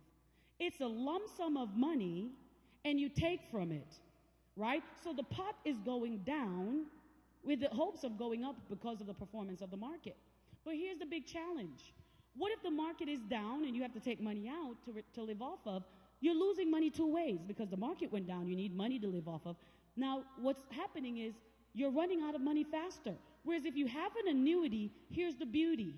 You have a set amount of money you would receive every single year for the rest of your life, regardless what goes on with the economy. So it's a balance. I call it supplementing. So you're supplementing your strategies. You have your 401k, and it balances out with your annuity, because if the 401k is down, you can leave it and collect what you have in your annuity. So your 401k can bounce back up. So you don't run out. Why do you think you see so many baby boomers going back to work? You think it's because they want to? It's because they have to. Because they don't have enough. Why? They're living off of one or two strategies: 401ks, IRAs, Social Security. And people are like, I'm very diversified. 401ks, IRAs, they're all in the same place. So if the market goes down tomorrow, all your 4 accounts go down with the market. Where's your security? Where's your gap filler? I tell people this: I'm a gap filler. I don't take away from anything you're already doing. I find the gaps and fill them, because I personally always believe in diversification. Because think about driving one vehicle your whole life. Is that possible? It's impossible to drive one car your whole life. So how do you plan to retire of one strategy your whole life? And then when you get there and you can't do it, you get upset. You see? It's because of the information. You see that? So annuities is just a supplemental. This is my opinion. Don't take my opinion for it. But I don't believe anyone at 50 and above should be gambling their life savings, unless you have an opportunity work to 75, 80, because you can deal with the risk. Because where are my big risk takers in the room? Nobody? Wait a minute. So nobody's a big risk taker here? Well, okay. You're a big risk taker? I like it. But once you get to a certain age, it's like as you get older, the things you used to do, you give up certain ways, and you start looking into security and those guarantees, which is very important, right? And some of us say, well, insurance, quickly. Look, there are only 3 ways you can grow your money: fixed, variable, index. That's it. Fixed, variable, index. That's all you can do. Fixed accounts is your savings, CDs. Variable are your traditional strategies. And index are your annuities and insurance. Please note, index funds and index strategies are not the same. They're different. They're completely different. I believe in diversification. At least 50 to 60% of your money needs to be in index. And you split up the 40 between variable and fixed. So you can have the security and the balance that you're looking for to give you that financial freedom you're looking for. So some of you hear insurance and you go crazy. When you leave today, please don't let anybody else take you for granted. There are 4 types: group, term, whole life, universal. Look at the advantages and disadvantages. You ready? Quickly. What are the advantages for group? Cost insignificant. It's very low. For part-time and full-time employees, everybody gets group insurance. Why? You don't have to qualify. Everybody gets it. But here's the question I have: what are your terms and conditions? What are your terms and conditions? Well, as long as you're employed. Look at this. The disadvantages are when you're covered and you leave the job, it usually goes with you, right? It doesn't go with you. Right? It doesn't go with you. Second, if you pass away and it's not job related, in most cases, it don't pay out. That's why I said, what are your terms and conditions? And why I say that, I'm prior military. I did 8 years in, and I've seen so many military members died on motorcycles, and guess what? It didn't pay. Why? Not in the line of duty. That's why I said terms and conditions. Are you guys getting it now? If you don't take anything from this meeting today, take terms and conditions. If you wait until you understand, terms and conditions are your best friends. Because then when your loved one is no longer here, you don't know what they're going to get because you don't know what's in the contract and you're no longer here. So how are you going to delegate what to happen or to do? Right? No benefit for you while you're alive. If you pass away, if you leave the job and you retire, usually the coverage ends. 0.9% pays out. That means 99.1% never pays out. But we say it's cheap. Where are my millennials? One of my ladies over there. Pull out your phone. I was in the Navy, $34 a month for every single military member, and there's about 1.8 people in the military. Watch this. This is where I want you guys to think and think. That's why you guys say insurance is a scam. I would say it's a scam too if this is happening. Do $34 a month times 1.8 million and tell me what you get. 1.8 million. Who's doing the math for me? Anybody? $34 a month times 1.8 million. Where's my? Anybody got it? 34 times 1.8 million. What did you get? 61 million? 61 million is what's paid out to Prudential every month from just the military. Now take 61 million and multiply that by 12. Tell me what you got. 734 what? Billion. Million? Okay. $734 million is what's paid out to Prudential every year. And that's not including the spouse that pays $24 a month. Wait a minute. Yes, that's a scam, because if that percentage is being paid out, that's a lot of money. And the military only collects what? The military only takes up this much of the population. So think about the jobs where we pay $10. It's cheap, yes, but when 50 million people are paying $10, that's a lot of money. And we're not getting any of that money back. Why? We're only paying into the things that rarely ever pays out. And the things that do pay out, we have a disgust for them. So I always say, people hate what they don't understand. Every time. So if you look at it, that's why they don't consider it really insurance. So when you look now, term, this is everybody's favorite, and I don't have anything against them, because I offer everything. I give everything. It's just where you are, right? And it aligns. Because a regular term insurance policy, it's cheap. And my grandma always say, not everything that's cheap has value. I'm more of a value person. If it brings me value, I want to hear and I want to understand. See, most of the time we focus on cost versus value. I'll let that sink in right there. Value is more important, because when it's time for you to think about the cost, it's too late. So look at it. It's cheap. It's popular. David Osmond, Susie, what's those guys' name? Right? They tell you buy term and invest the rest, and they're not even licensed to talk to you. But their audience is who? The people who are uninformed. Check and see if their audience is any wealthy person. Look at their audience. They know who to target. People who buy into influence.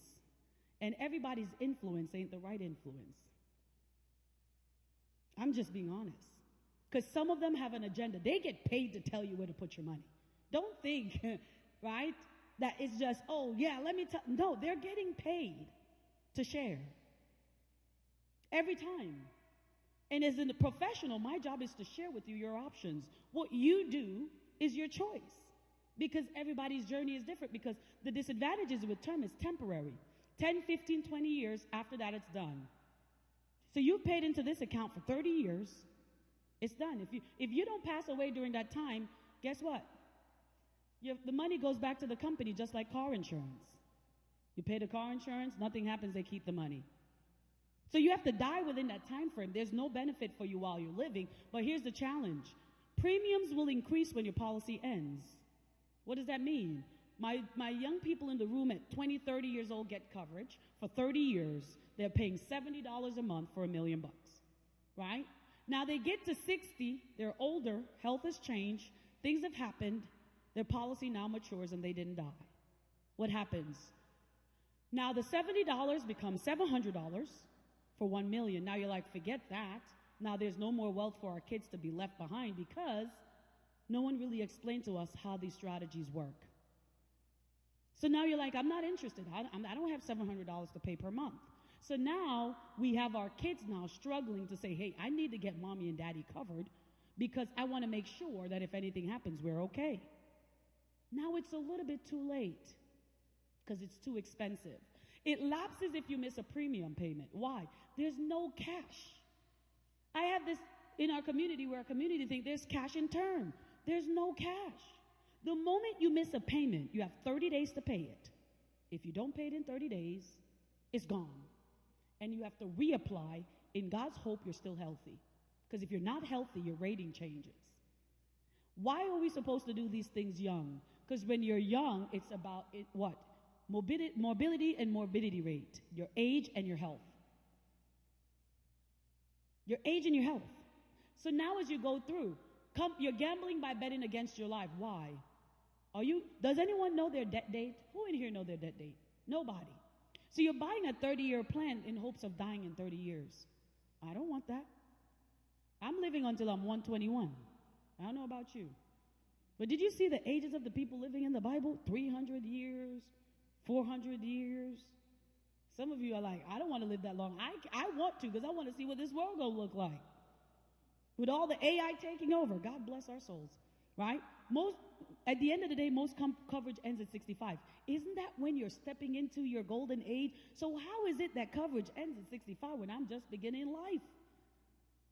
And 2% pays out, 98% never pays out. The 2% that pays out is usually sudden death, heart attack, gunshot wounds. 98% never pays out. You know why? We outlive them. And that's where they make all their money. Now, if we move on, whole life. Whole life is usually the one that now builds cash.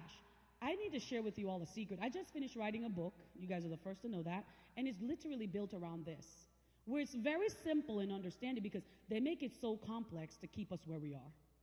Simplify to multiply is what it's told, right? So if you simplify, you're able to multiply. So getting to understand this really quick. Cash and the death benefit is not the same.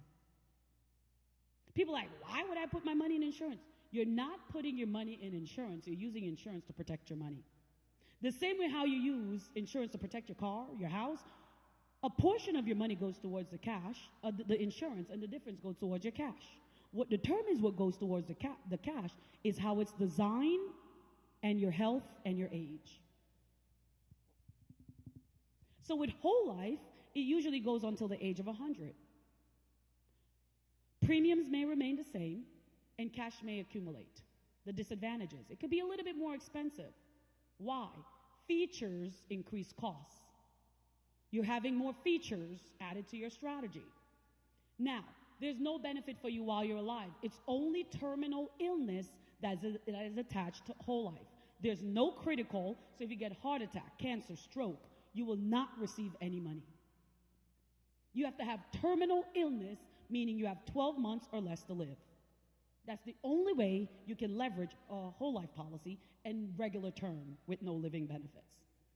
So if you have a chronic condition where you're out for 90 days, you cannot use your whole life, right? That's called living benefits. No cash value guarantee. Why do I say that? There are two types of whole life. You have a regular whole life, which is final expense. It's only for burial, just so you know. Majority of our community has burial insurance and don't know it. Because they offer it as insurance, because it is, but it's only for burial, right? Now, the second part of that is what? A participating whole life. What does that mean? You earn interest on the cash that goes into your cash bucket based upon the performance of the indexing allocation that you choose. Fair deal? So you have to understand these codes that were built were designed by whom?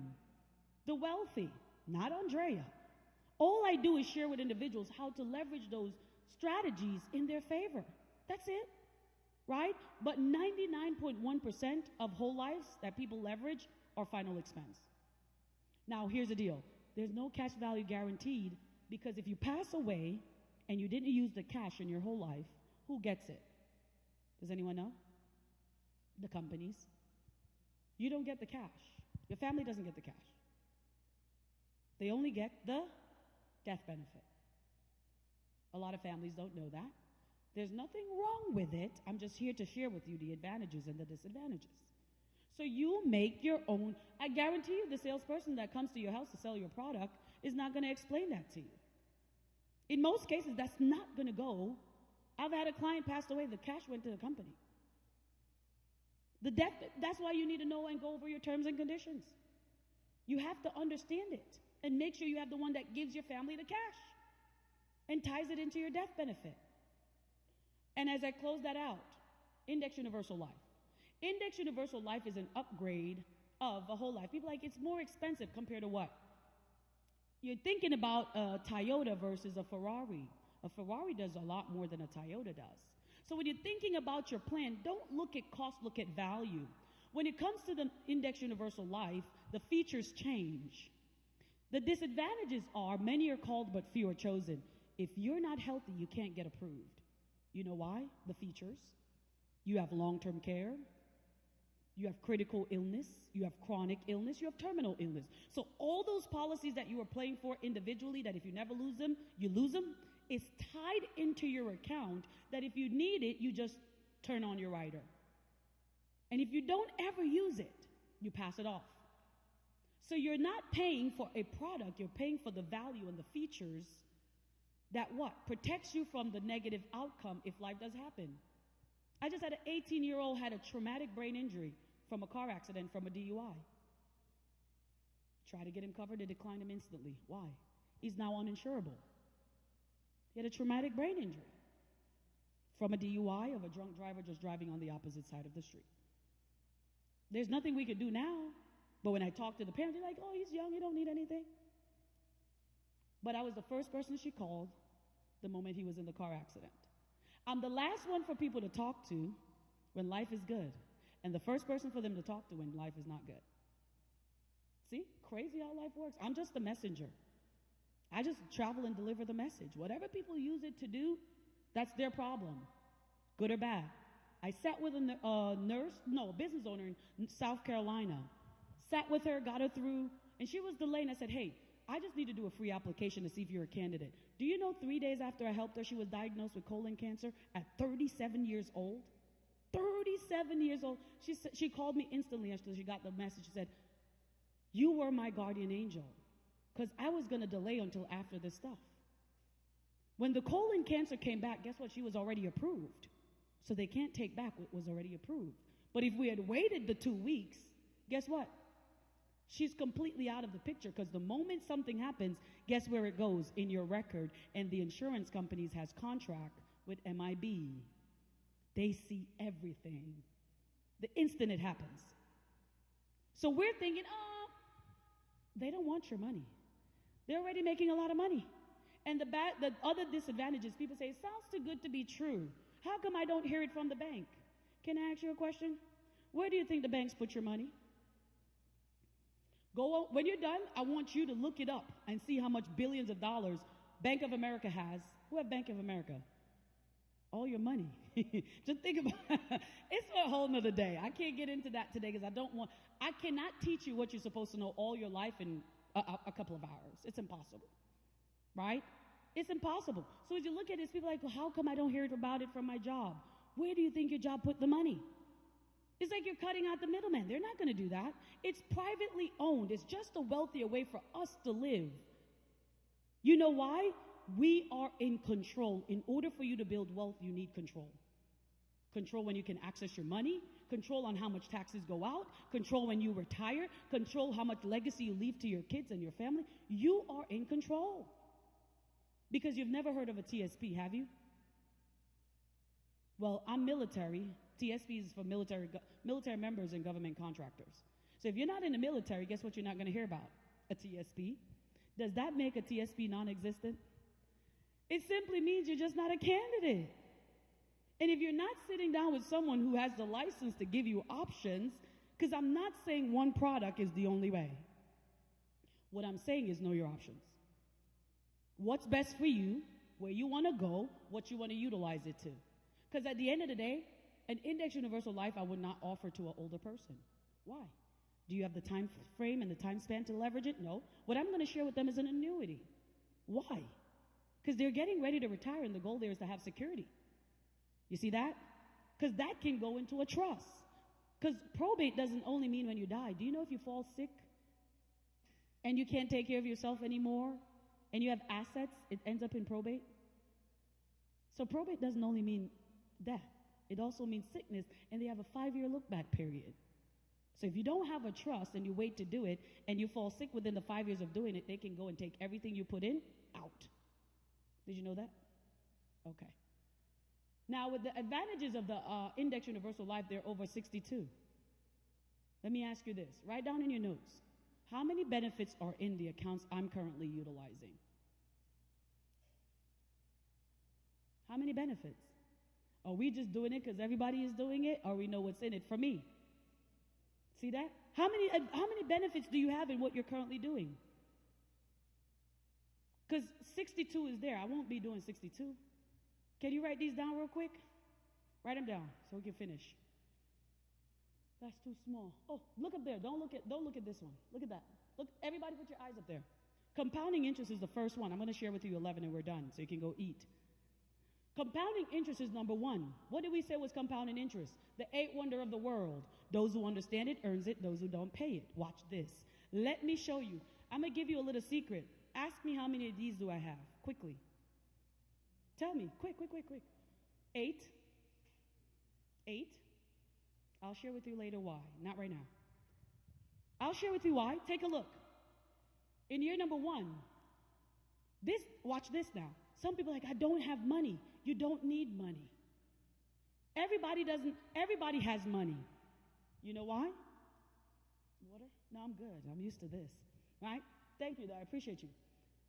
At the end of the day, these strategies are designed based off of where you are financially.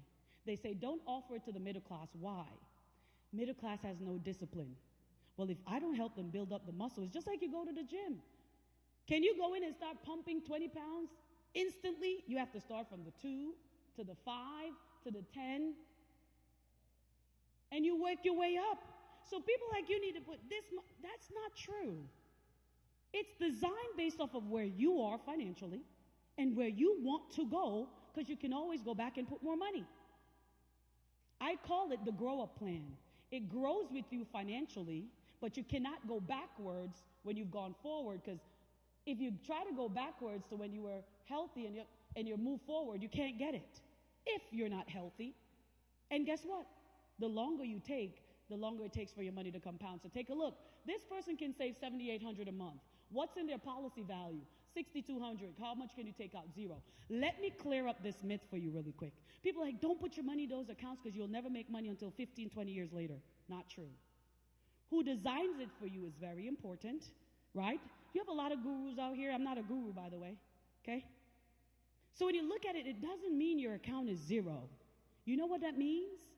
The first 1 to 10 years, you're a big liability to the insurance companies. It's just like when you buy your house.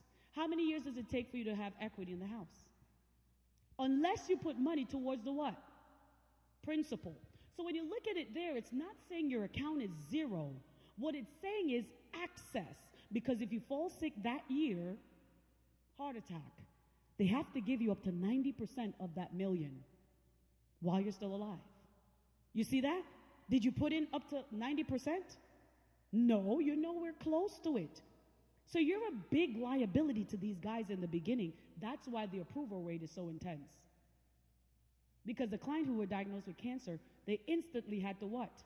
Disperse money while she filed a claim. She's not even a week into the policy, and they're going to have to pay out money. So that's why the access is not that your money is not there, it's what you have access to, right? Now you come down to 5 years in. You've put what? 39,000, policy value is 35, now you can take out 19. What is that? The more money you put, you're decreasing your risk to the insurance company, which means you're increasing your access. Come down to 15 years. You have 117, your policy value is 144. How much can you take out? 144. Now you've done. You've given up your fees, you're done. Watch this. Look at 65. How much did you contribute? 257. What's in your policy value? 629,000. Do you know that this is an average interest of 7%? What's your maximum interest? It's uncapped. Just like your traditional plan, where your interest is uncapped. The only difference here, your money is not in the market. Well, how do you earn interest? You pick an indexing allocation that mirrors the market, and they credit your cash value what the market did. See that? So how does the insurance company make money? They buy what we call stock options. I won't go there today. That's more of a one-on-one. You buy stock options for advance, really, really cheap. You ever hear wholesale? You don't have access to wholesale in your interests. They do, though, because they have money. You have money, you have power. See? So let's go a little bit deeper. How much can you take out? 629,000. The money you put in versus the money you can take out, did it double up? Yes or no? You put in 257, you could take out 629. Is that money tax-free? Yes, it is. So not only did your money double up, but you don't report any of that money to the IRS. So you ever wonder, where do the elites put most of their money?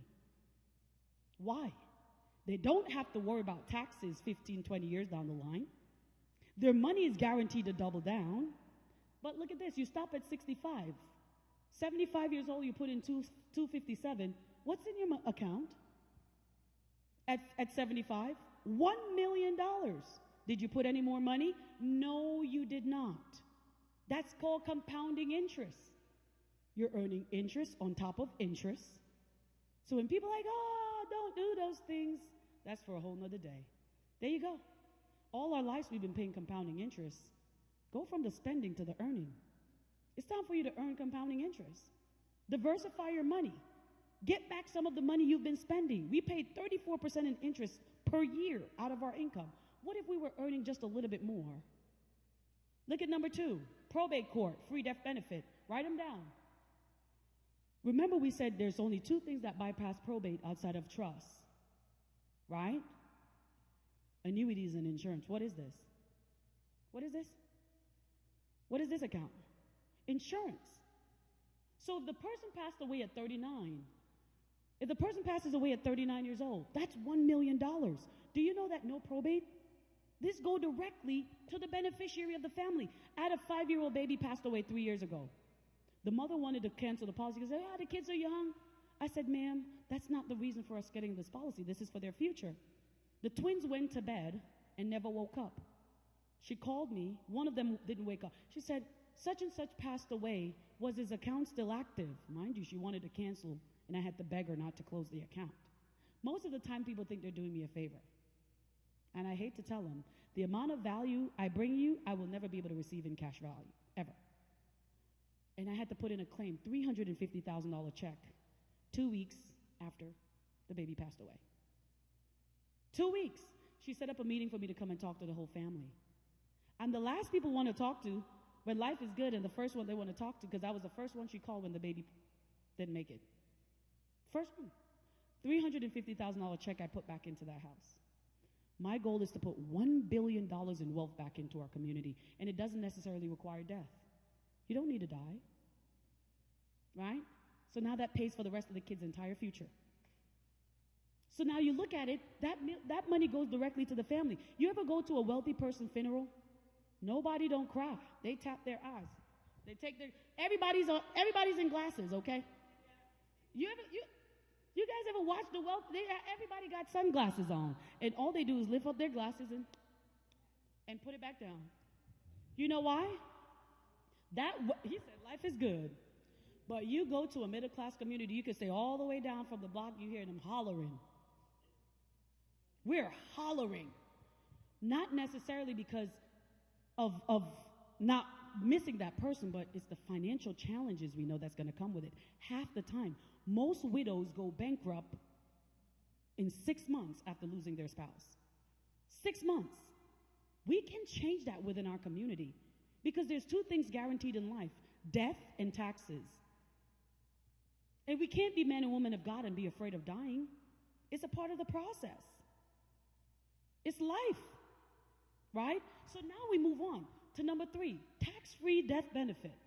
That money goes to the family, no taxes, 100% yours. 100%. No taxes. While everything else usually have to be taxed, that's yours. Number 4, we're winding down. Number 4, as you look at this here, terminal illness is number 4. If your doctor come in and says your loved one has only 12 months to live, do you know you get 100% of that death benefit right away? No taxes, no penalties, yours. She said, what if we survive? I'll explain. Terminal illness, that person will receive 100% of the death benefit right away. It doesn't matter if you passed away 1 week, 1 month. That's why you have to look at the credibility of the companies you use. Credibility is a big thing. Because some of us get angry, and what we don't even look at is the credibility of the companies we're utilizing. And then we get upset. So you have to look at the backing. What's their wealth? How much money do they have? so that you make sure don't go with it because it's cheap. Look at the backing. How much money do they have? Will my family receive money? Number 5 is critical illness. Like she said, what if you don't die? Critical illness is broken down into 4 categories. Do you remember them? Living benefits, sorry. Critical is one of them. Terminal is one. Critical illness is if you have what? Heart attack, cancer, stroke, blindness due to diabetes, organ transplant, organ failures. You're able to receive up to 90% of your insurance, not your cash. That's why I said your cash and the insurance is not the same. They're different. So the insurance pays you up to 90% while you're still living. During COVID, I had a client had a double stroke. The company gave him a check for $353. Did he die? Nope. Tell me what he did with the money. Paid off the mortgage, something the average American would not be able to do in 30 years. Started a business and paid off his debt. He has a brand new life all because he fell sick. Some of you think sickness is the end of life. It's the end of life when you don't plan. I say that all the time. Because he was able to pay off the house. All because he had a heart attack. We have what? LeBron James' son, 18 years old. What did he have? Some of that, God forbid. Right? Life happens all the time. So when you look at critical illness, the biggest thing I want each and every one of you to think of, we see car accidents every day. Right? You're out of work for 12 months, 6 months, 8 months. What do? Income replacement. Get paid for being sick. That's what, I'm going to be honest, all my young men in here, you know why they take our lives so easy? Our lives to them are valueless, especially if you're not covered. They kill you tomorrow, or they don't pay attention to you when you're sick and you're in the hospital. Guess what your family gets? Anybody? Your family gets a bill. No, when you're properly covered, your family gets money. So you're hitting them where it hurts. They're going to pay more attention to us in the hospitals. Because if I die, my kids die, we're going to collect a check and we're going to sue you on top of the check we collected. So our lives are not valued the way it's supposed to be valued, and our lives are easily taken. Moms are going in to give birth and they don't get the proper care because if they pass, nothing is being given to the family. We're getting sicker and sicker and we're not getting the cure because the pills don't solve the problem. It just mellows out the symptoms. It doesn't cure anything. And because we're not getting money back, they're not fixing the problem. You see?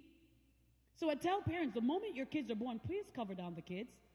Less autism, less ADHD, because at the end of the day, the medication we're taking is affecting us big time. Whether you like it or not, it's the truth, right?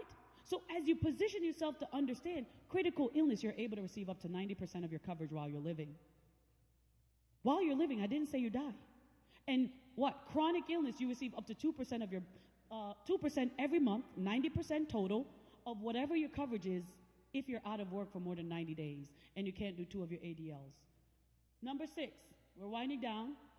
Right? You can take a picture of that so you have more clarity, like I said. Critical chronic terminal illness. You can take a picture. So you can see what are the different living benefits that we have to make sure we're aligned with. All right? Now, access to cash. Let's get to the good stuff so I can close. Remember I told you can access your insurance policy just like your checking and savings. Ready? In year number 1, number 2, number 3, what can we take out? 0. It doesn't mean your account is 0, ladies and gentlemen. It means how you fund it and what you want to use it for. So I know you guys have heard the bank on yourself terminology, right? And everybody's telling you, you can use your money twice. You can if it's designed properly, right? And if you understand how it works. Now, if you come down to year 4, we now have access. But let's say 15 years in, you have $144,000 you're getting closer to retirement, and you say, hey, I want to buy a property. And I want to take out $44,000 to buy a property. Ladies, you say, well, I want to buy a bag, a purse. That's fine. You can take it out for whatever you want to do. Use it for, right? So $44,000. There are 2 ways to take money out of a cash value policy. As a withdrawal or as a loan. What is the difference? When you take it out as a withdrawal, it goes against your policy value. Right? You take it from your policy value, it's going to take your 144 down to 100,000. Now you're only earning interest on 100,000. That's where your compounding interest takes place. See that? Now, what if we switch it and we go to a loan? You're no longer interrupting your compounding interest. Your interest is still being earned on your what? The full amount. You took it as a line of credit against your insurance. That means your money's in two places at once. Just like myself, the World Cup is about to come. I'm about to take money out, buy some duplexes in Dallas. Why? Because it's an opportunity. You can't build wealth if opportunity don't present itself. See that? So the World Cup is coming to Dallas. I need to go buy some of those buildings to host people that are coming in, and they're building Disney World in Dallas. So guess what that's going to do? Cash flow. So the money I borrowed, the property, the income producing asset will put back the money I borrowed, and I didn't have to go to the bank to do it. Now you're probably wondering, how much interest do I have to pay? How much interest do you think you paid to borrow that? So I can close out.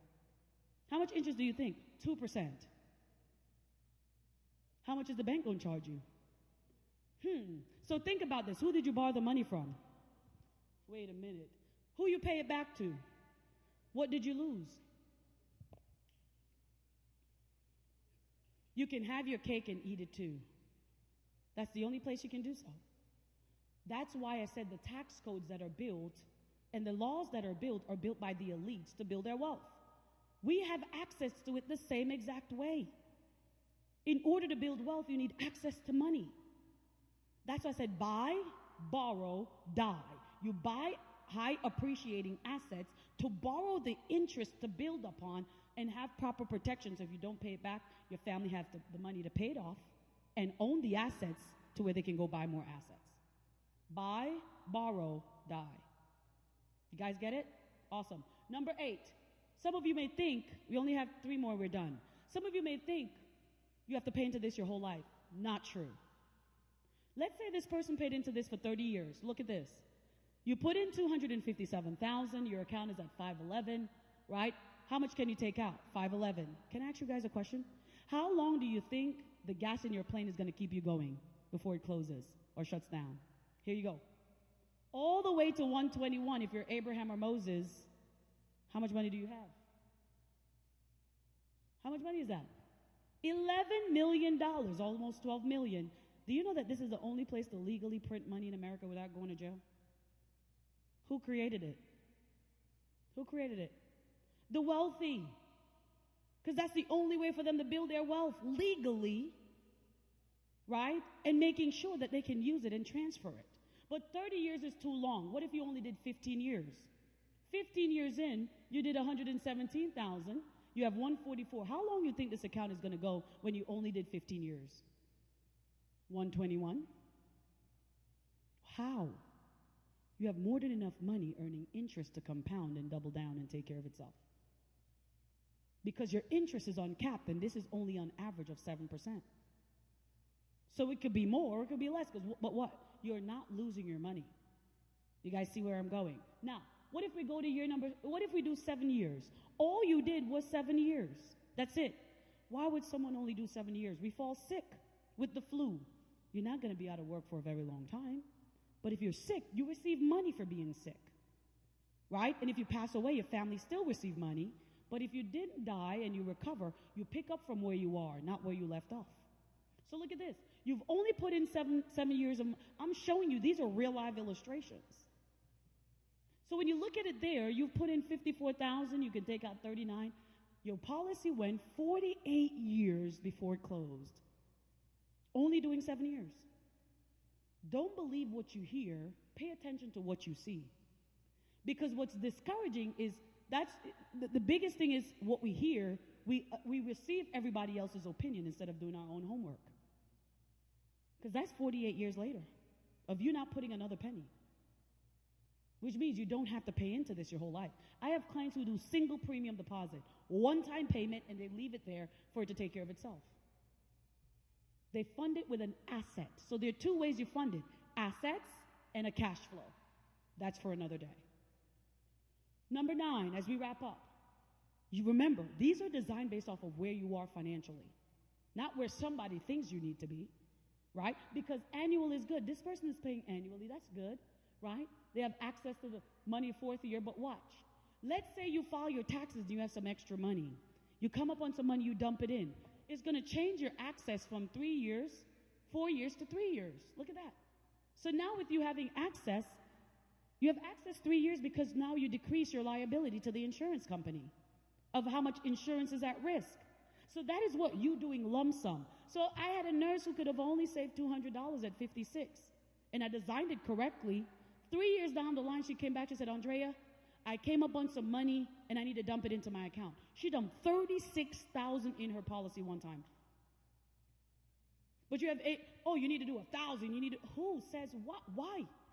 When the IRS gives you a minimum and a maximum that you can put in. Because look, what if the maximum you can put into this specific account is $54,000 a year? What if you came up on a lawsuit, so you want some money or inherited some funds, and you say, Andrea, I just want to do 2 years the maximum amount. Look at this. 2 years only. 2 years in, look at this. $54,000. The first year you put in, how much can you take out? $33,000. Didn't they say you can't access money until 5-10 years later? Not true. It's about how you fund it based upon how you want to use it. Look at second year. How much money you can take out? $90,000. Less money at risk for the insurance companies, which means more money you have access to. That's almost what? 85% of the money you have in the account you can access. Second year in. Second year in. So now, for me, I do real estate. I'm an investor. I don't want to use my own money. So where does my money go? Borrow it, rinse and repeat, rinse and repeat, rinse and repeat. No taxes. And when I take the equity, I write it off as an expense. But that's for another day too.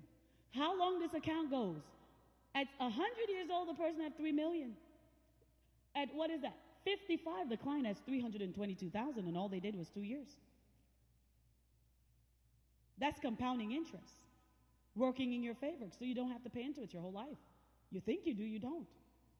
So now we're finished with number 9, number 10, as we wrap it up. Number 10 is Income for Life. This is one of my favorite books. This book was going for $20 when I joined the industry. Now it's going for $524. Are there any doctors in the room? Perfect. If you look at this here, what does it say? The 401k is for people who are planning to be poor when they retire. I didn't say it. Okay? Now, if that's the case, well, where are the people putting their money that doesn't want to be poor? This is number 10. We're done. Look at this. Income for life. Let's say you fund this until what? 65, but I'm going to push up retirement. Why? We're getting older. And retirement is key. What's retirement age now? It's no longer 65. What is retirement age? It's climbing, and we don't even know what it's going to be because it ain't our time to retire yet. So let's say you go to 73. Look at this. You put into 320. Now you have what? 1 million to take out. When you're done, you say, I want $50,000 a year every year for the rest of my life. Look at this. From 73, remember, you determine your retirement age. I'm just giving worst case. $50,000 a year. Do you realize that the first 6 years they gave you back all the money you put in? That's why it's a withdrawal. So it's like you receive the insurance for free. What happens the next 15 to 20 years? They take loans to do what? Avoid taxes. So you don't report any of this money to the IRS. You still get your benefits. So by the time you're done, you've now taken out $1 million at the age of 100 years old. How much money is left to your loved ones if you passed away at 100? $924,000. So not only did you use $1 million, but you still get to leave $900,000. Interesting. But at the end of the day, most people don't know because you utilize your traditional. You did $625,000 at 65, but then how much in taxes are you going to pay? How long is that money going to run out when you're done? If you're living off of $50,000 a year and you have $700,000 saved, how long that's going to take before that runs out? Now, last but not least, right? $1 million baby is what we call it. Where are my parents in the room? This is for you. The moment the kids are born for the elites, they cover them down. Why? An average of $1 million. They can afford it, right? And the reason being because as our kids get older, they want more value as they get older. We can't wait for them to get older to start building value. So people are throwing birthday parties and baby showers, and look what they're doing. $3,600 a year, because look at 24. The child now has over $100,000 readily available, tax-free. So if they decide not to go to college, they can use it for their first car, their first property. I have my niece's account, and they get to 18, their first investment is their own real estate. That's what we'd be funding their college future if they decide to go to college, right? That's going to be their first investment. I've been paying into it from they were born. One is 9, and one is what? 2. Just turned 2 yesterday. And I've been funding their accounts the moment they're born. Why? I want to give them the ability to have financial options and financial educations. Because I'm going to teach them how to run it. And I'm going to teach them how to leverage it. So that they can decide what they want to go and what they want to do. Because they're getting a what? A financial foundation to start with. See that? Because now, some people would say, Andrea, $1 million is a lot. But that's okay, right? If you look at 32, we want our kids to be engineer, doctors. Do you know that costs a lot of money? A lot of money. So if they decide to go off to medical school at 32, that's $270,000 accessible. Now you look at 65, how much money do they have? But that may be too much. Look at this. 23 years old. How much? We drop it down from $1 million to $500,000. That's $1,800 a year. Every year we file taxes. In most cases, we get money back for the kids. But when we get taxes back, you know what happens? Walmart gets all of it with the big screen TV. And the Chinese get it back with all the seafood boils and crab legs and all that stuff. When if we were saving for the kids, instead of all the birthday parties, all these, Christmas time is coming up. Please do not do this year, where you buy all the toys for the kids and all the clothes for the kids, and they grow it out in 2 seconds. And they only play with one toy. They go for the broom in the kitchen, right? They play with your cell phones. They don't really play with the toys that you buy. And then you end up picking them up and giving them away. Imagine if we save into these strategies for the kid. Look at this. At 32, how much money does the kid have? $1,800 a year. At 65, how much money is in the account for the child? You're the owner of the account. So if you don't decide to turn it over to the child, you don't have to. You see that? So it's just you understanding the position that you're putting your kids in front of. Now, that may still be too much. Cheaper than a cheeseburger. As you pick them up, they say, Mommy, I want a Happy Meal. You take them to McDonald's. It's cheaper than a cheeseburger. That's $30 a month. $30 a month you put away for the child. At 65, the average rate, that's $91,000. The child can pick it up at 18. And you say, hey, pay yourself $25 every 2 weeks. We have to train them early. These kids today have no choice. You got to pay them to do a chore. Back home in Jamaica, I get whooped if I don't get up every weekend and take everything out the house and clean it from top to bottom. Now you're telling them they got chores and I pay you for doing it? Huh? Not in my household back home in Jamaica. You get a whooping because that's a part of your daily duties, right? But as you go through and as we wrap it up, that's $30 a month. Positioning the kid, and if you want to give it to them at 18 and you turn it over, that's your choice. But you are the owner of the strategy. So if you don't decide to give it to them, you can use it because you're the owner. So as I wrap it up, all the books are up here. But you said you're a doctor, right? I want you to read something for me. Because there's 5 things I always tell people. People are going to go back and they're going to say, well, I need to meet with my financial advisor. That's fine, right? There's nothing wrong with that. But if your advisor tells you, hey, do not leverage these strategies, the first thing you ask them is, why are the doctors and why are the banks and companies leveraging these strategies, but we're not supposed to? Come on. That's the number one thing you got to ask them, right? If the banks and companies are utilizing it, why can't I? I'm looking for one specific thing. Number 2, some of us are going to go to our Uncle Joe Schmuckatelli, who wasn't here today, and say, well, I heard some stuff. And if Uncle Joe Schmuckatelli was in this room today, their advice would be a little bit different. I always say this, please stop taking advice from people you'll never trade lives with financially. Or if you fall in a financial hole, they're not readily and able to access and help you when you're in your financial challenges, right? Because everybody has an opinion until your opinion can't pay the bills when you're not able to pay it. And that's what I see. When you fall sick, do you go to your cousin and ask them for medical advice, or you go to the doctor? Okay, I'll leave that there. Right? So at the end of the day, you have to understand something very powerful. You guys see how many books I have up here? Everything you need to know are in books. I'll show you from the screen. Everything you need to know are in the books. right? You see all these books here? Do you know I've read all of them? Every single one of everything you need to know are in books.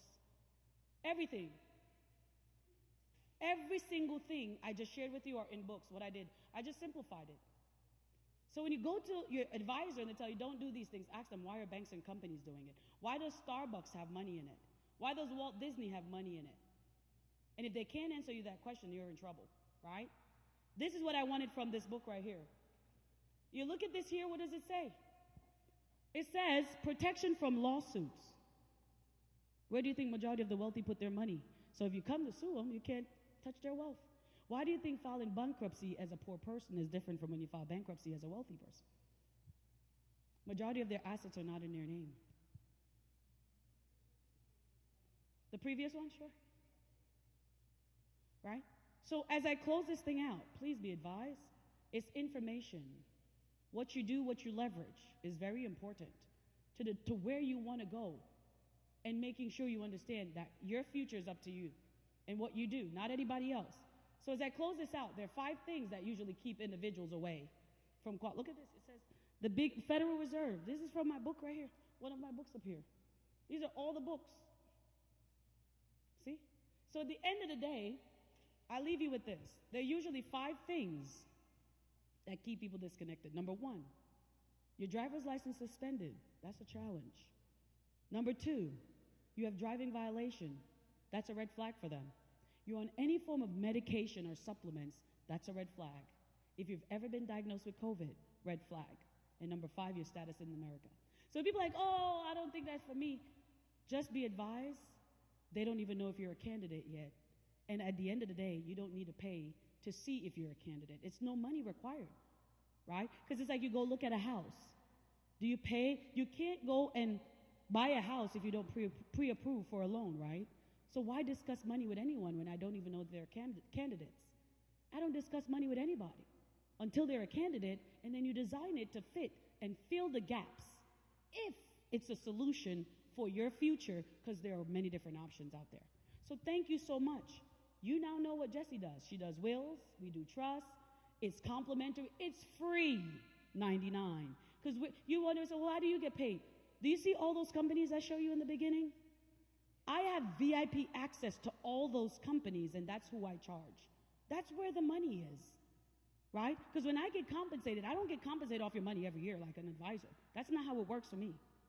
Do you guys get that? We get compensated for connecting you with the third party, because if you call them tomorrow, they're going to ask you, what are you talking about? They don't have the license I have to distribute the services I distribute. That's why I'm an independent contractor. You get it now? So again, the same thing with Jessie. Jessie had been doing this for 11 years. She was just waiting to run into the right person that can help her walk into her position and serve her community the way she really wants to, because she has a vision. It's just being in the right environment, because we're all seeds. And where you plant your seeds with either grow it or stout the growth. And positioning yourself in the right places with the right people, with the right information, can change your life entirely. Have a great rest of your day, everybody. Thank you, Andrea. So who learned something today that they didn't learn before? I'm so glad. M'konta, ki moun ki apon un bagay, ki tan un bagay pour la première fois jodi. Yeah. So, j'aimerais te dire en commencement, vision moi, c'est pour moi porter information ça by communauté nous. L'aime tap entraîné pour faire ça, moi j'étais en classe avec garçon blanc. Et puis yo dit dans classe, et donc yo toujours oublié que moi là. You know, me dit maman papa merci pour éducation moi parce que l'ouvre porte, right? Mais lorsqu'ita dans classe yo oublié que gen un monde qui noir, yo oublié gen une fille dans classe là. Et puis yo dit ça est information pour monde blanc qui riche. Mais même pas d'accord. Moi c'est information pour nous toutes. Sauf faire avec lien, c'est choix pas, mais faut qu'on gagne information. So, et ça, moi, t'as rien faire, et ça, Andrea vini pour aider moi faire. So, nous tous qui sign in, m'appelez nous, point call moi, dans semaine, et puis, si t'es là, t'es gagne un live stream, moi là, m'appelez pour qu'à toujours gagne information, pour réviser les. Et puis, j'aimerais te dire, vision, c'est chaque mois. Moi, connais jeudi, nous allons un petit gens plus long parce que gagne la pluie. Nous connais nous pas qu'à quel côté, mais moi reconnais que c'était un pile information ou pas kembe tout, right? So nous voulons kembeli et utiliser avec information. So vision et chaque mois, n'a fait 4 sessions, n'a divisé en 2 parties pour ne pas tout venir avec un seul coup, but n'a fait dans 2 parties, part 1, part 2 en anglais, and then part 1, part 2 en créole. Parce que tout le monde parle, mais ça ne pas comprendre. Et puis, les langues nous, ou plus comprendre. So, ça est vision, moi dis nous merci, vraiment, notre profond cœur, moi, que nous supportons, moi, nous tous qui t'appelons les mandem pour venir ici, hein? I'm here, et moi content que moi là, me tourner, et avant, moi terminer, me t'arrêter encore dit, thank you to my parents. So, tout ça qui est là, et mamie qui fait li, so ça est business parler, si vous intéressez, parler avec lui, et ça lui fait pour la joie, lui dit moi. That's the most important thing for her. Parce que le pas chargé assez, it's a gourmet. It's like, ou qu'a fait la joie et gagne l'argent, right? But mommy, that's her business, li bat la joie, so supportez-li dans façon ça. Et puis, avant nous terminer, je t'aimerais les sœurs moins amis moins pour venir et lui même qu'a bail bénédiction parce que lui c'est un businesswoman, lui c'est un docteur et s'il qu'a béni moi pendant m'a commencé, ça t'a fait plaisir un peu. So in the end, I'd like to bring my friend and my sister, Sabine Saintable. She is also a doctor, a PhD holder, and she's a business owner, and I'd like to ask her for her blessing as I embark on this endeavor. Thank you so much for coming.